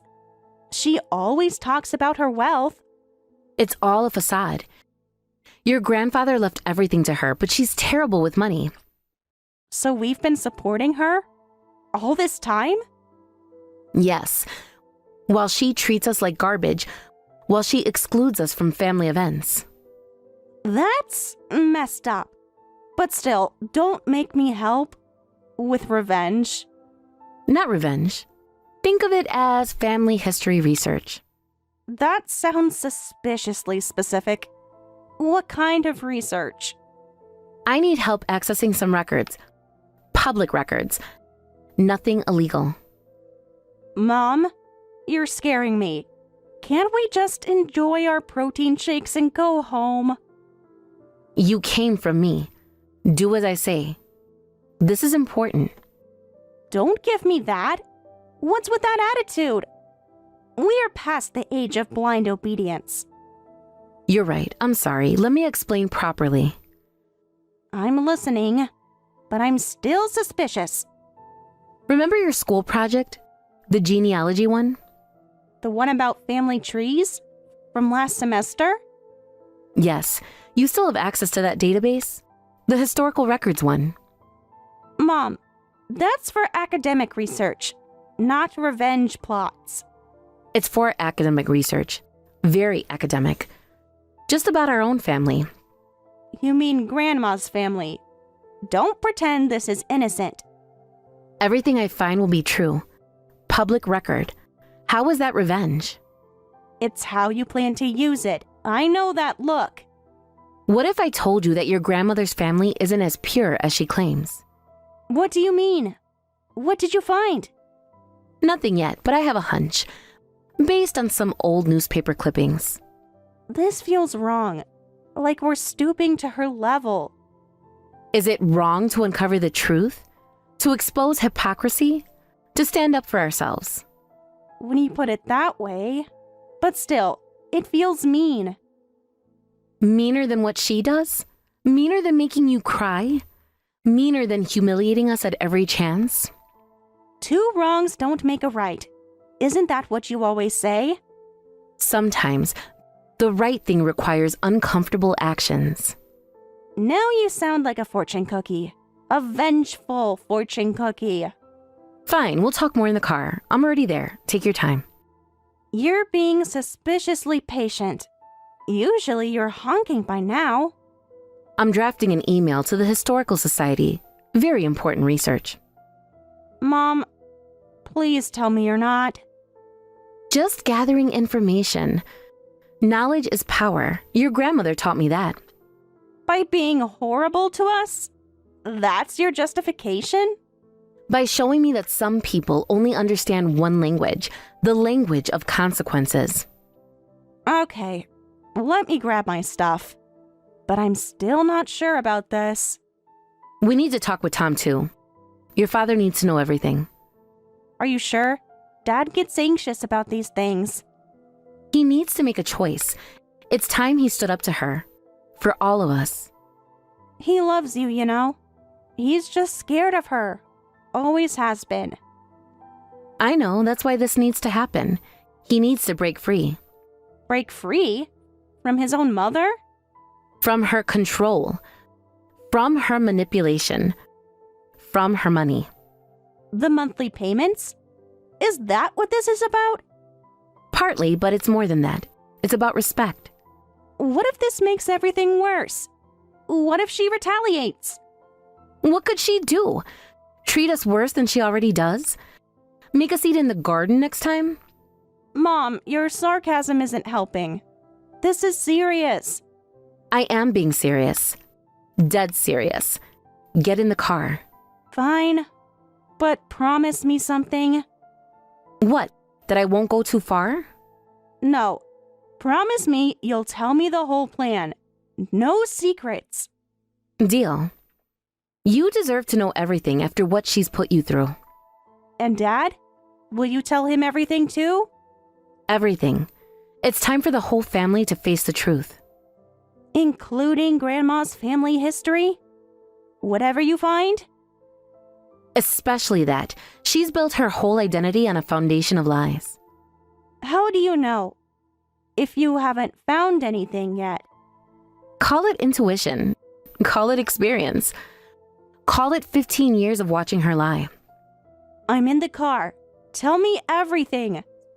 Starting with those newspaper clippings.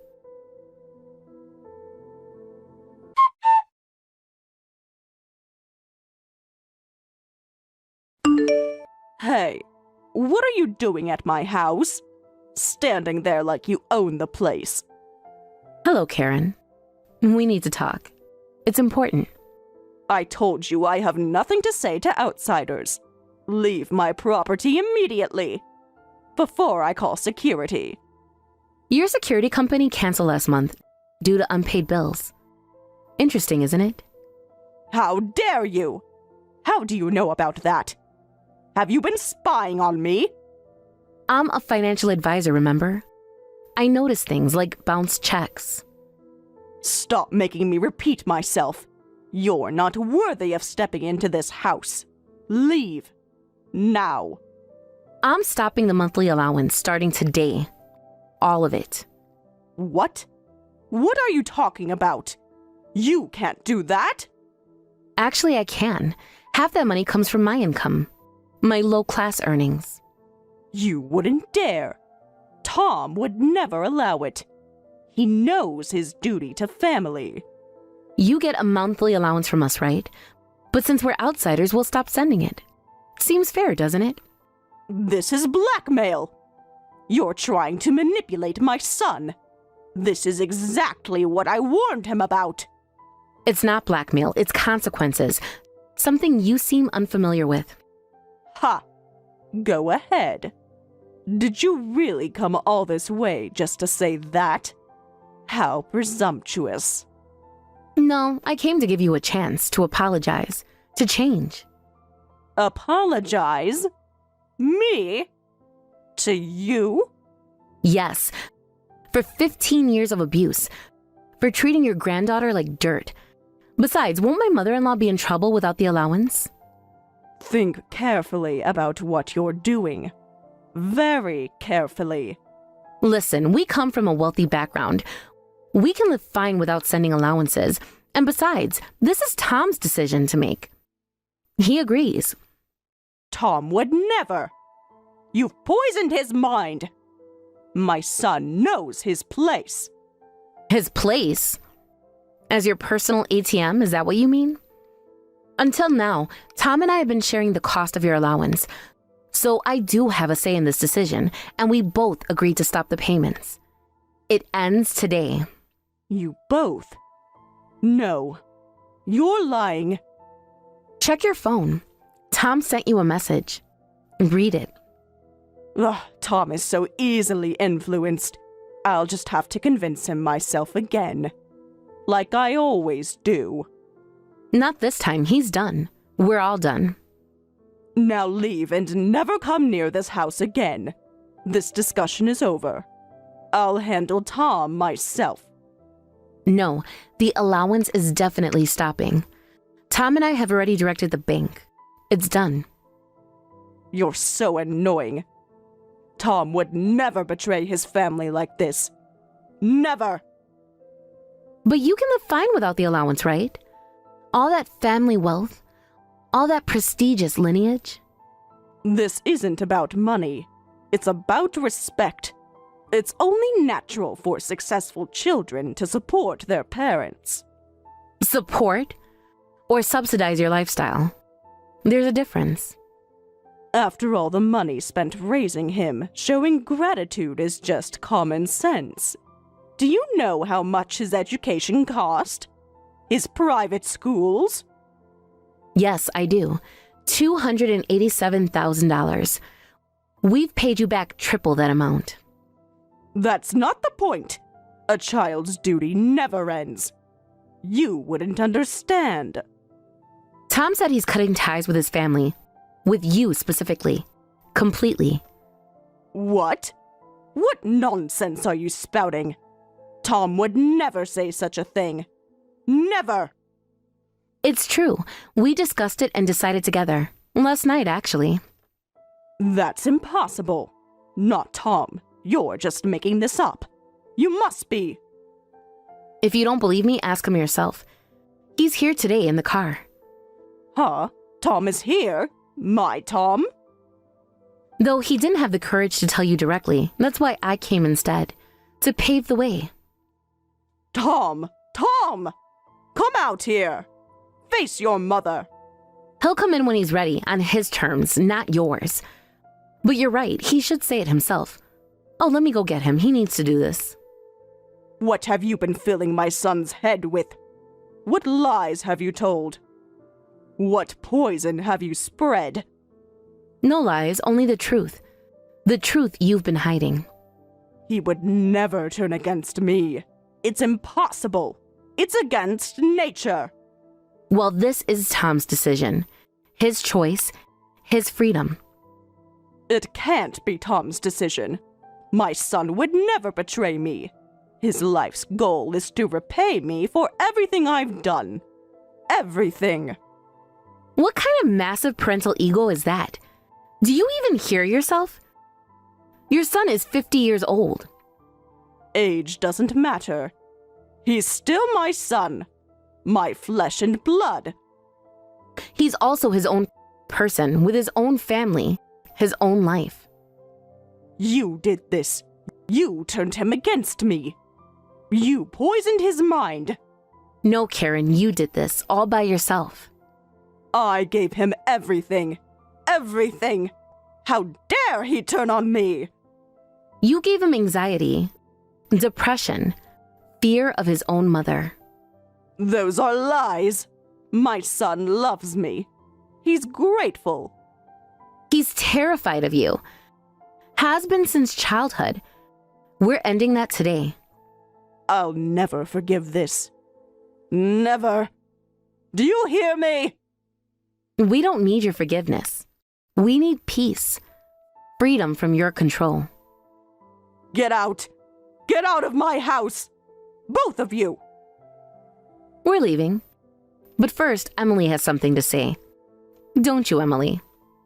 Your claim about a perfect lineage seems to have some errors. Significant ones. Who are you to suddenly jump in? This is between me and your mother. Actually, it's about family. All of us. Including those ancestors you're so proud of. You're just a child. You know nothing about lineage, about history. I know more than you think. Remember my genealogy project? The one you refused to help with? So you're in on this too. Trying to steal Tom from me, aren't you? But it won't work. Tom will never betray me. That's not what I'm talking about. I've discovered some inconsistencies in your claims. Would you like to hear them? Inconsistencies? Don't talk nonsense. Low-class people like you challenging me is pointless. You don't understand our history. Low class? You're talking about family lineage, right? Let's discuss that in detail. Of course. My lineage only produces distinguished individuals, while your family is nothing but thieves. Every single one of you. Actually, let's talk about thieves. It's an interesting topic, especially in your family. How dare you! My family has never had a single criminal. Not one. I've researched your family history, Mrs. Karen. With Tom's help, actually. He was very interested in the results. What? Researched my family? You had no right. Public records are public. Anyone can access them, including newspaper archives. You're bluffing. There's nothing to find. Nothing. Yes, and I found some interesting things. First, you claimed your family only produced distinguished people, right? Shall we fact-check that? Yes, and? What about it? They're all successful. Indeed, there were some notable people. Especially James, right? He was a renowned poet in the 1800s. Everyone knows about him. His work is even in textbooks now. He brought honor to our name.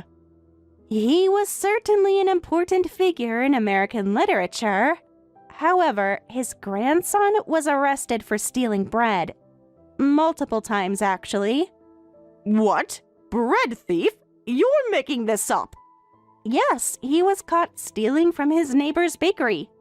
Mrs. Karen, how do you explain this? I thought you said your family only produced distinguished people. Wait, hold on. I've never heard about any bread thief. You're making this up. You must be. Actually, I have proof. I'll send you the PDF with the family tree and documentation, including the court records. This is true. I didn't know about him. But one mistake means nothing. Mrs. Karen, after calling us thieves so many times, it turns out there was a thief in your own family tree. And not just any thief, a repeat offender. Well, but it was just bread stealing. It must have been some special $1 million artisan bread, not common theft. What kind of logic is that? Theft is theft, whether it's bread or diamonds. Don't you understand? Our family doesn't produce petty thieves like yours. This must have been some extremely valuable bread, worth millions, I'm sure. Whether the bread was worth millions or pennies, a thief is a thief, isn't it? That's what you always say. Your words, not mine. Don't compare our refined thieves to your common criminals. There's a huge difference. Class matters. First of all, we don't even know if we have any thieves in our family, but either way, your argument has been proven wrong. Completely wrong. So what? This doesn't change the fact that we're a prestigious family. One little thief doesn't mean anything. But didn't you say it was like a rotten apple? That one bad apple ruins everything? Those were your exact words, weren't they? Well, yes. But that's for worthless families like yours. Our family is full of exceptional people who don't follow the crowd. One rotten apple doesn't matter for us. Ah, I see. But who said there was only one rotten apple? Take a look at this. There's more. What's this? More lies? More fabrications? This is your great-grandfather. Car thief, it seems. Served time in prison. 3 years. My great-grandfather? Impossible! He was a businessman. Yes, he was in the car business. Stealing them. And your great-grandmother helped. And your great-grandmother was his accomplice. A matching pair of car thieves who got married. How romantic. Like a criminal Bonnie and Clyde. That's impossible. There's no way our family had a pair of car thieves. You're making this up. But here's the proof. Feel free to verify it yourself. These are undeniable facts. Published in multiple newspapers. No, this can't be right. This is wrong. It's all lies. This is impossible. You forged these documents. It's all true. Please accept it. There are already 3 thieves in your family line. And counting. And actually, there's a total of 7. Would you like to know about the others? 7? No. Stop. I don't want to hear more. Yes, 7 thieves total. I'll send you the complete list of thieves later, with all the documentation. Well then, so what if there were 3 thieves? I mean, your family must have even more. You're still beneath us. Yes, we did have thieves in our line, though not quite 7, and we found some other criminals too. We never denied it. See? You can't judge me either. You're just as bad. Exactly, that's the point. Nobody can judge others based on family history. You've been attacking me and my mom over family lineage, something that hardly matters. But look what we found when we dug deeper. We're all the same. Human. Flawed. What matters is who we are now. And right now, Mrs. Karen, you're being horrible. Your personality is just awful. No wonder Dad wants to cut ties. Wait, is Tom really serious about cutting ties with me? He wouldn't dare. Yes, he's wanted to for a long time. He was just too timid to say it. Until now. So the allowance too. He'll really stop everything? By the way, other relatives were disgusted when you wouldn't serve us steak and made us leave. They all saw your true nature. Finally. I don't care about other relatives. But I can't lose Tom. What about my allowance? I need it. That's Dad's decision. Besides, you can live without the allowance, right? All that family wealth? Well, that's... Things are complicated. The economy... Oh, seems like you can't live without the allowance after all. How interesting. I can survive, but my standard of living will definitely drop. Tom wouldn't want that. He loves his mother. Dad clearly stated he wants to cut ties with you. He must have told you directly by now. Check your phone again. No, this isn't right. No, I don't want to be alone. Please. You'll have to live on your own power now. Oh, and don't turn to theft if you struggle financially. Especially don't steal bread when you get hungry. It runs in the family, after all.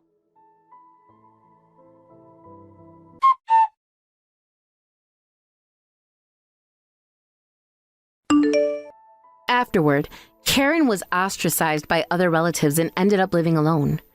She still lives in the mansion left by her late husband, but with no income, she can barely make ends meet.